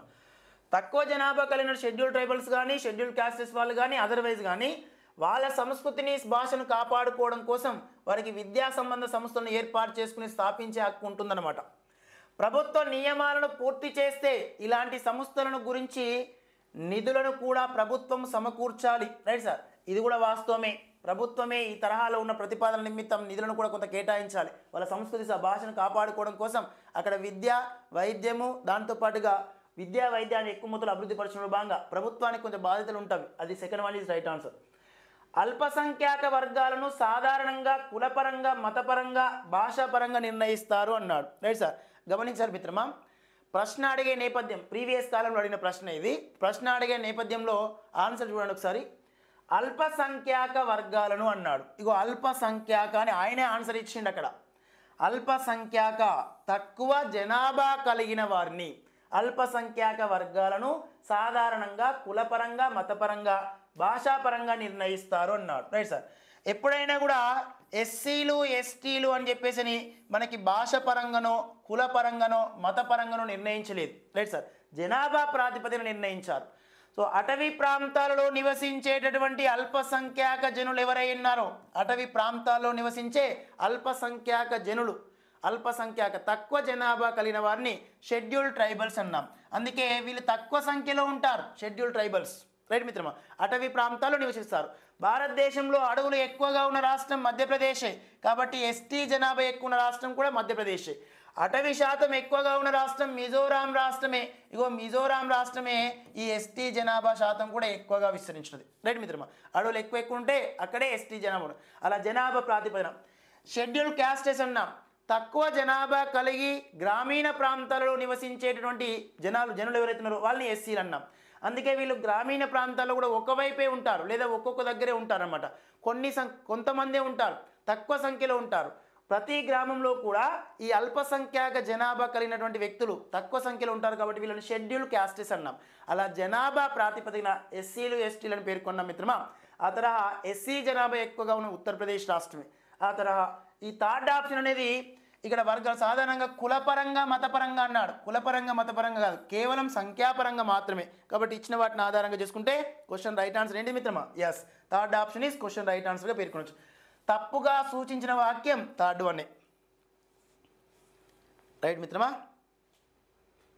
Yes, is a clear? Next one మిత్రమా, జీవించే హక్కుకు సంబంధించి తప్పుగా ఉన్నదాన్ని గుర్తించండి అయ్యా.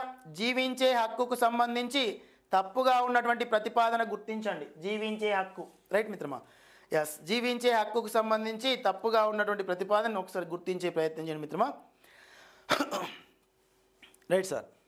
మనకి హక్కులను సంబంధించి స్వాతంత్రపు హక్కు, సమానత్వ హక్కు, పీడనాన్ని నిరోధించే హక్కు, మత స్వాతంత్రపు హక్కు, సాంస్కృతిక విద్యా విషయక హక్కు, రాజ్యాంగపు పరిహారపు హక్కు అని పేర్కొన్నాం. ఇక్కడ జీవించే హక్కుకు సంబంధించి తప్పుగా ఉన్నదాన్ని గుర్తించండి అన్నాడు. తప్పుగా ఉన్నదాన్ని గుర్తించండి అని పేర్కొన్నాడు, రైట్ మిత్రమా. అమలులో ఉన్న చట్టం సూచించిన శిక్షను మించి వేయడానికి వీల్లేదు. ఎస్ మిత్రమా, అమలులో ఉన్నటువంటి చట్టం సూచించిన శిక్షను మించి ఇంకా ఎక్కువ శిక్షను వేయడానికి వీల్లేదు, రైట్ సార్. చట్టం ద్వారా తప్పించి ఏ వ్యక్తి జీవితానికి, వ్యక్తిగత స్వేచ్ఛకి భంగం కలిగించకూడదు. ఇది కూడా వాస్తవమే. ఒక చట్టం తప్ప వ్యక్తిగతంగా ఒక వ్యక్తి యొక్క జీవితానికి మాత్రం వ్యక్తిగత స్వేచ్ఛకి భంగం కలిగించడం అత్యంత ప్రమాదకరమైన అత్యంత నేరంగా భావించవచ్చు. కాబట్టి సెకండ్ వన్ కూడా సరైనదే. జీవించే హక్కు కింద మరణించే హక్కు కూడా ఉందట. రైట్ సార్, జీవించే హక్కు మాత్రమే ఉంది, మరణించే హక్కుకి ఇంకా ప్రతిపాదన ఏర్పాటు చేయలేదు. కాబట్టి థర్డ్ ఆప్షన్ అనేది సరికానిదిగా తప్పుగా సూచించగా పేర్కొనవచ్చు. రైట్ మిత్రమా. ఎస్. సో నెక్స్ట్ వన్, హక్కులను కాపాడుట కోసం రూపొందిన హక్కు ఏది? హక్కులను కాపాడటం కోసం రూపొందించినట్టు హక్కు ఇంతకుముందు మనం మాట్లాడుకున్నాం. రైట్ సార్, హక్కులను కాపాడడం కోసం ఏర్పాటు చేసినాం.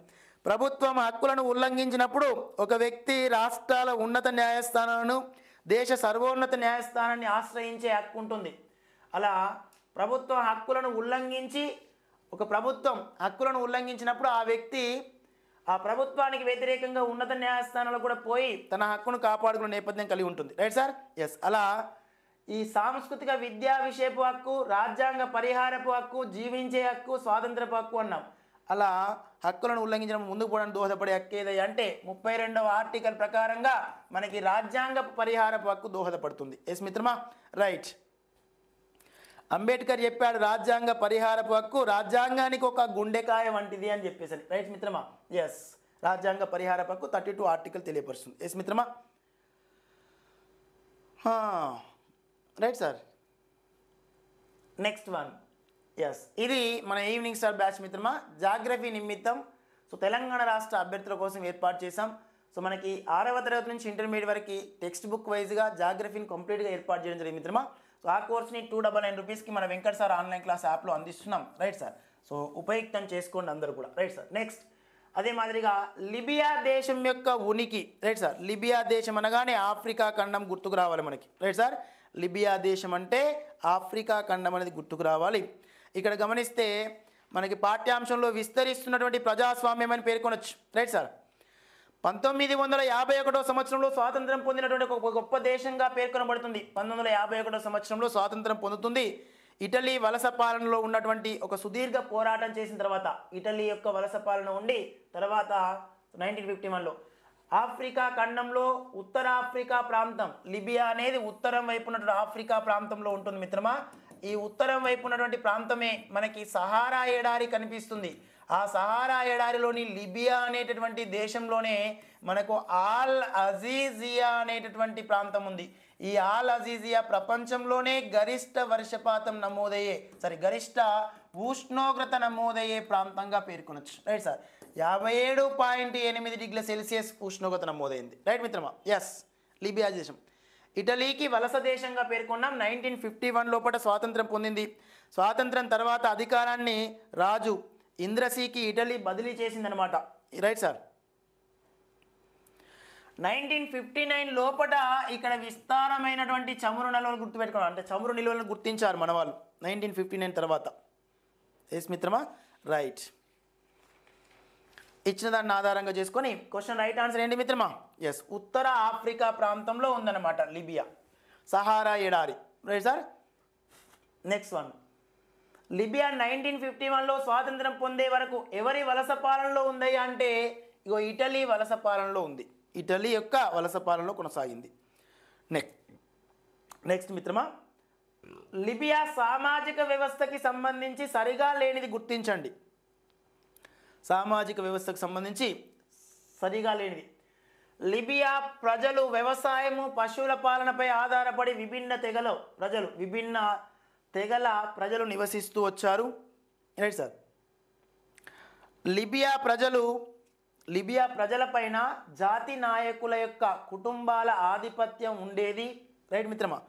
ఎస్, ఇక్కడ తప్పుగా అంటే సంబంధించి సరిగా లేనిది అన్నాడు. లిబియా సామాజిక వ్యవస్థకు సంబంధించి సరిగా లేనిది గుర్తించమన్నాడు. సరిగా లేనిది గుర్తించడంలో భాగంగా ఈ ఫస్ట్ వన్ సరైనదిగా పేర్కొనొచ్చు. లిబియా ప్రజల పైన జాతి నాయకుల కుటుంబాల ఆధిపత్యం అనేది ఉండేదనేది కూడా ఇది కూడా సరైనదే మిత్రమా. 1959లో లిబియాలో విస్తారమైన ముడి చమురు నిల్వలు గుర్తించబడ్డాయి. దేశంలోకి సంపద ప్రవహించసాగింది అని పేర్కొన్నాం. ఇది కూడా వాస్తవమే. ఈ సంపద రాజు ఆధ్వర్యంలో ప్రజా సంక్షేమం కోసం వినియోగించారు అన్నాడు. Right sir. ఆ సంపదని రాజు ఆధ్వర్యంలో ప్రజా సంక్షేమం కోసం ఉపయోగించారు అని పేర్కొన్నారు. Right sir. సో వాస్తవంగా చెప్పాలంటే రాజుగారి యొక్క ఆధ్వర్యంలో ప్రజా సంక్షేమం కోసం మేము ఉపయోగించలేదు. Right sir.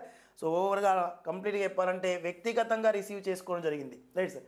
ఫోర్త్ ఆప్షన్ అనేది సరిగా లేనిదిగా గుర్తించబడుతుంది. కాబట్టి fourth one is question right answer. Yes మిత్రమా, right. So next one, Aung San Suu Kyi స్థాపించినటువంటి పార్టీ ఏది? ఆంగ్ సాన్ సూకీ స్థాపించినటువంటి పార్టీ. Right sir. మనకు తెలుసు మయన్మార్ ప్రాంతం అనగానే గుర్తుకు రావాలి. మయన్మార్ తన ప్రస్థానాన్ని ప్రజాస్వామిక దేశంగా మొదలుపెట్టి సైనిక పాలనలోకి మారితే లిబియా రాచరికాన్ని వదిలించుకొని సైనిక పాలనలోకి అంతమైంది. Right sir. ఇక్కడ ప్రపంచంలో ప్రజలలో స్వేచ్ఛాయుత సమాన స్వభాగ్యాలు ఏర్పడాలని కొంతవరకు సామాజిక ఉద్యమాన్ని చేసినటువంటి గొప్ప వ్యక్తి ఎవరై అంటే ఆంగ్ సాన్ సూకీ అని పేర్కొనొచ్చు. ఆమె స్థాపించినటువంటి పార్టీ, ఆంగ్ సాన్ సూకీ స్థాపించినటువంటి పార్టీ ఏమిటి? So give the answer please మిత్రమా.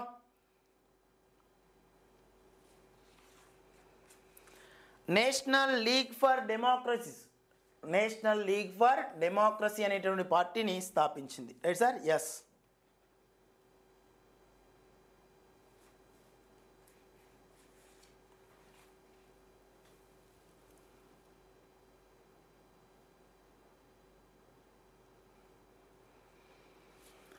రైట్ మిత్రమా. నెక్స్ట్ వన్, ప్రజాస్వామ్యంలో రాజకీయ సామాజిక అసమానతలపై అధ్యయనం ఈ క్రింది విషయాన్ని వెల్లడిస్తుంది అన్నారు. Right sir. ప్రజాస్వామ్యంలో, రైట్ సార్, ప్రజాస్వామ్యం రూపుదిద్దుకుంటున్న భావన అనేటటువంటి పాఠ్యాంశం దృష్ట్యా మనం ముందుకెళ్లే ప్రయత్నం చేయాలి మిత్రమా. ప్రజాస్వామ్యంలో రాజకీయ సామాజిక అసమానతలపై అధ్యయనం ఈ క్రింది విషయాన్ని వెల్లడిస్తుంది అన్నాడు. ప్రజాస్వామ్యం అభివృద్ధి కలిసి ఉంటాయి. ప్రజాస్వామ్యం కంటే నియంతృత్వం మంచిది. ప్రజాస్వామ్యంలో అసమానతలు ఉండవు, నియంతృత్వంలో అసమానతలు ఉండవు. నియంతృత్వంలో అసమానతలు ఉంటాయి, ప్రజాస్వామ్యంలో అసమానతలు ఉంటాయి. ప్రజాస్వామ్యం కంటే నియంతృత్వం మంచిది అనేటటువంటి ప్రతిపాదన ఏదైతుందో ఇది కూడా అవాస్తవం. అంటే నియంతృత్వం అనేది ఎప్పుడు కూడా రాచరిక వ్యవస్థని కలిగి ఉంటుంది. ప్రజాస్వామ్యం అభివృద్ధి కలిసి ఉంటాయి. ప్రజాస్వామ్యంలో రాజకీయ సామాజిక అసమానతలపై అధ్యయనం ఈ క్రింది విషయాన్ని వెల్లడిస్తుంది. దేని సార్? ప్రజాస్వామ్యం అభివృద్ధి రెండు కలిసి ఉంటాయనే విషయాన్ని వెల్లడిస్తుంది. కాబట్టి first one is question right ఆన్సర్గా పేర్కొనొచ్చు. సో నెక్స్ట్ వన్ మిత్రమా, శ్రీలంక దేశంలోని ఏ ప్రాంతాలలో తమిళులు అధికంగా నివసిస్తున్నారు? Right sir. శ్రీలంక దేశంలోని ఏ ప్రాంతాలలో తమిళులు అధికంగా నివసిస్తున్నారు? Right sir. తూర్పు ఉత్తర ప్రాంతాలు, మధ్య ప్రాంతాలు, దక్షిణ ప్రాంతాలు, అదే మాదిరిగా మధ్య పడమర ప్రాంతాలు అని పేర్కొన్నారు. Right sir.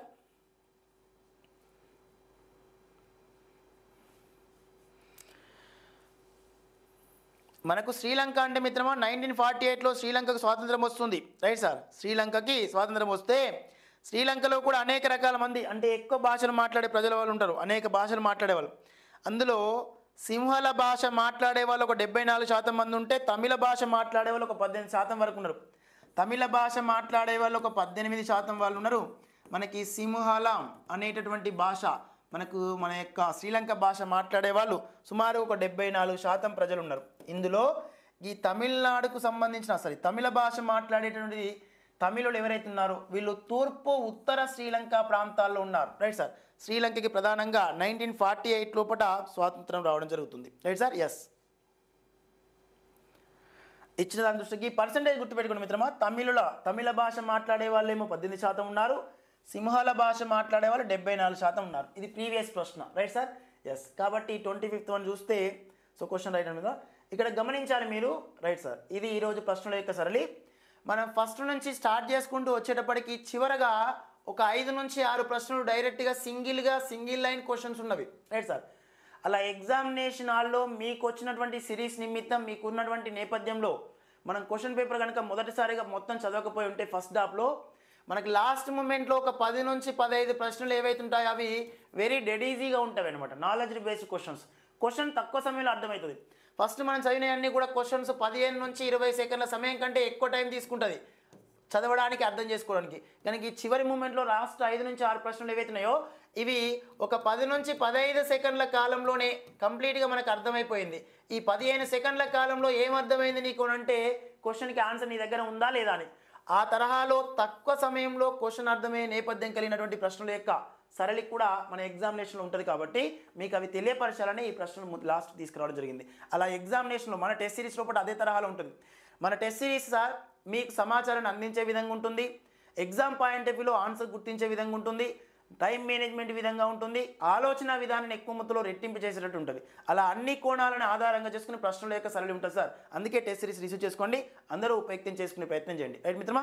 ఎస్. సో ఎట్టి పరిస్థితుల్లో మర్చిపోతే మిత్రమా, ఆంధ్రప్రదేశ్ రాష్ట్ర మిత్రులకి ఇటీవల కాలంలోనే ఏర్పాటు చేశాం. సో మీరు రాసే ప్రతి టెస్ట్ కూడా మన వెంకట్ సార్ ఆన్లైన్ క్లాస్ యాప్లోని ఈ కోర్సు లోపల మిమ్మల్ని మీ విజయాన్ని దగ్గర చేస్తుంది. ఆంధ్రప్రదేశ్ రాష్ట్రం వాళ్ళ నిమిత్తం 599 రూపీస్కి ఏర్పాటు చేశాం. దీనిలో సోషల్ కంటెంట్ ఏదైతుందో హిస్టరీ, సివిక్స్, ఎకానమిక్స్ సంబంధించిన సోషల్ కంటెంట్ యొక్క టెస్టుల యొక్క వీడియో ఎక్స్ప్లెనేషన్ కూడా ఉంటుంది. Right sir. ఇక రిమైనింగ్ తెలంగాణ రాష్ట్ర మిత్రులు ఎవరైతే ఉన్నారో సార్, సో వాళ్ళకి మన యొక్క వెంకట్ సార్ ఆన్లైన్ క్లాస్ యాప్లోనే ఏర్పాటు చేసినటువంటి కోర్సు ఏదైతుందో ఆ కోర్సులో ప్రధానంగా ఈ యొక్క సోషల్ వాళ్ళకి తెలంగాణ నిమిత్తం 499 రూపీస్కే ఈ కోర్సుని ఏర్పాటు చేశాను మిత్రమా. ఇది రిసీవ్ చేసుకునే ప్రయత్నం చేయండి. ఈ చివరి దశలో మీరు చివరి దశలో ఎన్ని టెస్టులు రాస్తే అంత better sir. Right? Yes. All వియర్స్ మీకున్న సమయాన్ని పరిగణలో తీసుకొని సో మోర్ దెన్ ఎక్కువ మొత్తంలో టెస్టులు రాసే ప్రయత్నం చేయండి. Right sir? ఎస్. అవి ది స్టేషన్ ఎలా అనిపించింది ఈరోజు? తమిళులు ప్రధానంగా గమనిస్తే మిత్రమా, ఎస్ మనకు తమిళులు తెలంగాణ మన యొక్క శ్రీలంక ప్రాంతంలో అయితే ఉత్తర ప్రాంతము, తూర్పు ప్రాంతాలలో కూడినటువంటి స్వతంత్ర తమిళం అనేది తమిళ ఈలం అనేటటువంటి రాష్ట్రంలో ఉన్నారు. Right sir. 1980 నాటికి మనం గుర్తించిన డాటా పరంగా చూస్తే రైట్ సార్, ఇచ్చిన వాటి దృష్ట్యా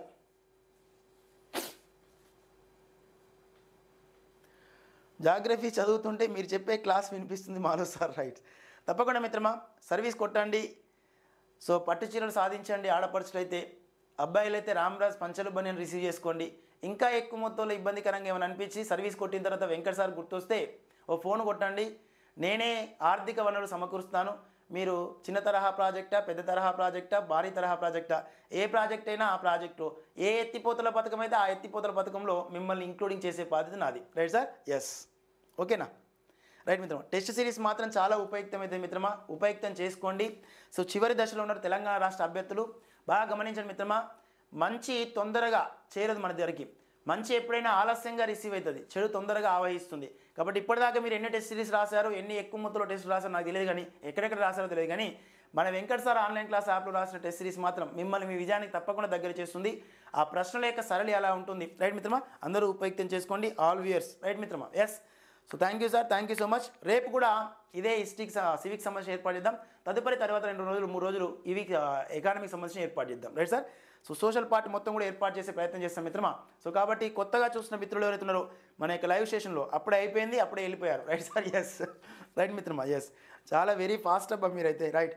మొత్తం మీరైతే అన్నింటిని ఉపయుక్తం చేసుకుంటారు, ఉపయుక్తం చేసుకోండి. Right sir? ఎస్. ఓకేనా మిత్రమా? సో మిగతా వాటి కూడా ఏర్పాటు చేద్దాం మిత్రమా. సో మన యొక్క తెలిసిన మిత్రులకి, తెలంగాణ రాష్ట్ర మిత్రులు, మీ దగ్గర ఉన్నటువంటి మీ మిత్రులు ఎవరైతే ఉన్నారో తెలిసినటువంటి మీ యొక్క గ్రూప్లలో, ఏపీకి సంబంధించిన గ్రూప్లలో మన కోర్స్ లింక్ని, మన యొక్క టెస్ట్ సిరీస్ లింక్ని మీ యొక్క అభిప్రాయాన్ని వ్యక్తపరుస్తూ షేర్ చేస్తారని ఆశిస్తున్న మిత్రమా. సో ధన్యవాదాలు sir. Thank you sir, thank you so much. All వియర్స్. మీ టెస్ట్ సిరీస్ నాకు చాలా యూజ్ అవుతున్నాయి సార్. Yes Naveen sir, thank you sir, thank you so much. 100% మిత్రమా. రేపు 13th రోజు ఫస్ట్ రోజు ఎగ్జామినేషన్ హాల్లో మీరు రాసేటటువంటి social methodology, PIE, GK and current affairs, social content, history, civics, economy, geography, ఈ 7 సెగ్మెంట్లలో మిత్రమా దరిదాపుగా నన్ను అడిగితే ఒక 90% ఇష్యూస్, 90% ప్రశ్నలు మన యొక్క టెస్ట్ సిరీస్ నుంచి మిమ్మల్ని లేవనెత్తే ప్రశ్నలు ఉంటుంది. Right sir? ఒక మేడం మీకు చెప్తే బట్టి ఎక్కువ మొత్తంలో నాకు అంత ప్రతిపాదన లేదు కాబట్టి తెలియపరుస్తున్నాను. మేడం మాట్లాడుతూ సార్ నేను కీ పేపర్ చూసుకున్నాను వచ్చిన తర్వాత, అంటే కీ పేపర్ మీన్స్ నాకు గుర్తున్న వరకు మొత్తం గుర్తుపెట్టుకున్నాను, మళ్ళీ చూసుకుంటూ వచ్చాను. మనం ఓవరాల్గా నేను 160 ప్రశ్నలు లేవనెత్తినప్పుడు 160 ప్రశ్నలు యొక్క టెస్ట్ నేను మెయిన్ ఎగ్జామ్ రాసినప్పుడు 18th రోజున అందులోకి వెళ్ళి సుమారు ఒక 80 నుంచి 85 ప్రశ్నలు అనేవి డైరెక్ట్ ప్రశ్నలు ఉన్నాయి సార్ మన దగ్గర డిస్కస్ చేసినవి అని చెప్పేసి అన్నది. Right sir? అంటే అర్థం చేసుకోండి. రైట్ మిత్రమా? ఎస్. ఓకేనా? Right Vinod. So how is this station sir? Balachari రావట్లేదా? రాజు గారు రైట్ రైట్ సార్ కనిపిస్తున్నారు, అక్కడక్కడ కనిపిస్తున్నట్టున్నారు. Right sir. So methods class Sardar Paparayudu సార్తో ఒకటి ఇంటర్వ్యూ చేపిస్తాను మిత్రమా. ఎస్ మెథడ్స్ అంటే ఎక్కువ మొత్తంలో నేను మీకు ఇంటరాక్ట్ కాలేను, ఎందుకంటే విషయ నిపుణులైన సర్దార్ పాపారాయుడు సార్తో మీకు ఇంటరాక్ట్ చేపిస్తాను. Right sir? ఓకేనా? మనకు జస్ట్ అవగాహన మాత్రమే ఉంది, కంప్లీట్గా మీకు పూర్తిగా హ్యాండ్ ఓవర్ చేయడంలో సార్ మాత్రం కంప్లీట్గా మీకు హ్యాండ్ ఓవర్ చేస్తారు. Right sir? మీ సమయం వృధా కాకుండా. ఓకేనా? తప్పకుండా మిత్రమా. ఎస్. సో ఆల్ వియర్స్ అందరూ కూడా ధన్యవాదాలు సార్. కొంచెం మన టెస్ట్ సిరీస్ని మన కోర్స్ని సో లైవ్లో ఉన్న మిత్రులందరూ కూడా రెగ్యులర్గా మన దగ్గరకు వచ్చిన వాళ్ళందరూ కూడా ఏర్పాటు చేసే ప్రయత్నం చేయండి సార్. ఎస్. సో ఫస్ట్ లోపు కాదు మిత్రమా, జస్ట్ ఈ 3-4 డేస్లో చేపిస్తాను. ఫస్ట్ లోపు అయినా బాగోదు, 26 తర్వాత అయినా కూడా బాగోదు. ఈ రేపు కానీ ఎల్లుండి కానీ మ్యాక్సిమం వీలైనంతవరకు ఏర్పాటు చేసే ప్రయత్నం. సార్ ఆల్మోస్ట్ మనలాగానే సర్వీస్ హోల్డర్. సో కాబట్టి ఎప్పుడు వీలైతే ఎప్పుడు సెలవు ఉంటుందో అప్పుడు దాన్ని బట్టి రిసీవ్ చేసుకునే ప్రయత్నం చేద్దాం. ఓకేనా? Right sir. కొంచెం మన యొక్క టెస్ట్ సిరీస్ని ఏపీ వాళ్ళకి తెలియపరిచే బాధ్యత మీకే అప్పచెప్తున్నా. ఇక మీరు మీ యొక్క ఆత్మవిమర్శను పరిగణలో తీసుకుని షేర్ చేస్తూ కామెంట్ చేస్తూ షేర్ చేసే ప్రయత్నం చేయండి. Right sir. Yes. Thank you మిత్రమా, thank you so much. Telangana వాళ్ళు మాత్రం ఈ 4-5 డేస్లో టెస్టులు బాగా రాయండి సార్. అందులో మన టెస్ట్ సిరీస్ చాలా ఉపయుక్తమవుతుంది. 100% మిమ్మల్ని విజయాన్ని దగ్గర చేస్తుంది మీకు. Right sir. ఓకేనా? Right sir. Yes. Raju sir తప్పకుండా మిత్రమా, thank you sir, thank you so much, ధన్యవాదాలు మిత్రమా. All viewers good night all of you. రేపటి వీడియోలో మళ్ళీ కలుద్దాం. Right sir. ఎస్ సార్, గుర్తుపెట్టుకోండి సార్, బాగా గుర్తుంచుకోండి. Venkat sir online class app నిమిత్తం యూట్యూబ్లో కానీ యాప్లో ఉన్న మిత్రులందరూ కూడా ఒకటి మాత్రం బాగా గుర్తుపెట్టుకోండి మిత్రమా. ఇంకొక ప్రతిపాదన చెప్పాలంటే రైట్ సార్, మిమ్మల్ని నేను ఎట్టి పరిస్థితుల్లో వదిలిపెట్టే ప్రసక్తి లేదు. ఈవినింగ్ స్టార్ బ్యాచ్లో కూడా రేపు మధ్యాహ్నం సెషన్ వరకు కరెంట్ జాగ్రఫీ అంశాలపైన, కొంతవరకు స్పోర్ట్స్కి సంబంధించి ఇటీవల కాలంలో చాలా ప్రశ్నలు వస్తున్న నేపథ్యం ఉంది. ఆ స్పోర్ట్స్ సంబంధించిన అంశాలు, కరెంట్ పాలిటీ అంశాలను డిస్కస్ చేసే ప్రయత్నం చేద్దాం రేపు మధ్యాహ్నం టైంలో. అది గుర్తుపెట్టుకోండి సార్. ఎస్ సార్, మిమ్మల్ని నేను ఇక్కడ లోపల పెట్టుకున్నాను. సో మానవుని యొక్క గుండెలో 4 గదులు ఉంటాయి కదా, ఆ 4 గదుల్లో ఒక గది మొత్తం మా కుటుంబ సభ్యులకి, ఇంకో గది మొత్తం మీ అందరికీ, ఇంకో గదిలో మన యొక్క జ్ఞానం, ఇంకో గదిలో నా యొక్క వృత్తి, మొత్తంగా 4 గదుల్లో నలుగురిని పూరించాను. ఓ గది మొత్తం మీకే కేటాయించాను, అది గుర్తుపెట్టుకోండి. Right sir. మరి మీ గదిలో కేటాయించే ప్రయత్నం చేయండి వెంకట్ సార్ ఆన్లైన్ క్లాస్ యాప్ని. ఓకేనా? Right sir. Yes. Thank you sir, thank you so much. Live చూస్తున్న మిత్రులు కానీ వీడియో చూస్తున్న మిత్రులందరూ కూడా ధన్యవాదాలు మిత్రమా. Good night. కొంచెం అందరికీ షేర్ చేయండి, కింద కామెంట్ చేయండి. సో అదే మాదిరిగా లైక్ చేసే ప్రయత్నం చేయండి. మీకు తెలిసిన విధంగా మీకు ఏ తరహా అనిపిస్తే ఆ తరహా కామెంట్ చేయండి. సో ఒకవేళ ఇన్ ఫ్యూచర్లో మీరు చెప్పే కామెంట్ బట్టి, చేసే కామెంట్ బట్టి ఇంకా మార్చుకునే ప్రయత్నం చేద్దాం మనం. Right sir. ఓకేనా? Right sir. Yes. Tagore sir 100% అయితే సార్. ఎస్. మీరు ప్రీవియస్ వీడియోలు చూడండి, జాగ్రఫీ మొత్తం కవర్ అవుతుంది, హిస్టరీ మొత్తం కవర్ అయింది. తదుపరి ఇప్పుడు సివిక్స్ కవర్ చేస్తున్నాం మనం. టెస్ట్ సిరీస్ కంప్లీట్ అయిపోతుంది సార్, ఆల్మోస్ట్ కంప్లీట్ కవర్ చేసాము, ఆల్రెడీ కవర్ చేసాము. రెట్టింపు ప్రశ్నలు కొన్ని సందర్భాల్లో రాస్తున్నప్పుడు ఈ ప్రశ్న గతంలో అడిగిందే కదా అనే నేపథ్యం నాకే డౌట్ వస్తుంది అనమాట. ఆ తరహాలో ఉన్నవి రాసి అయిపోయింది అది. Right sir. ఓకేనా? Right sir. ధన్యవాదాలు మిత్రమా. Thank you sir, thank you so much. Good night all of you.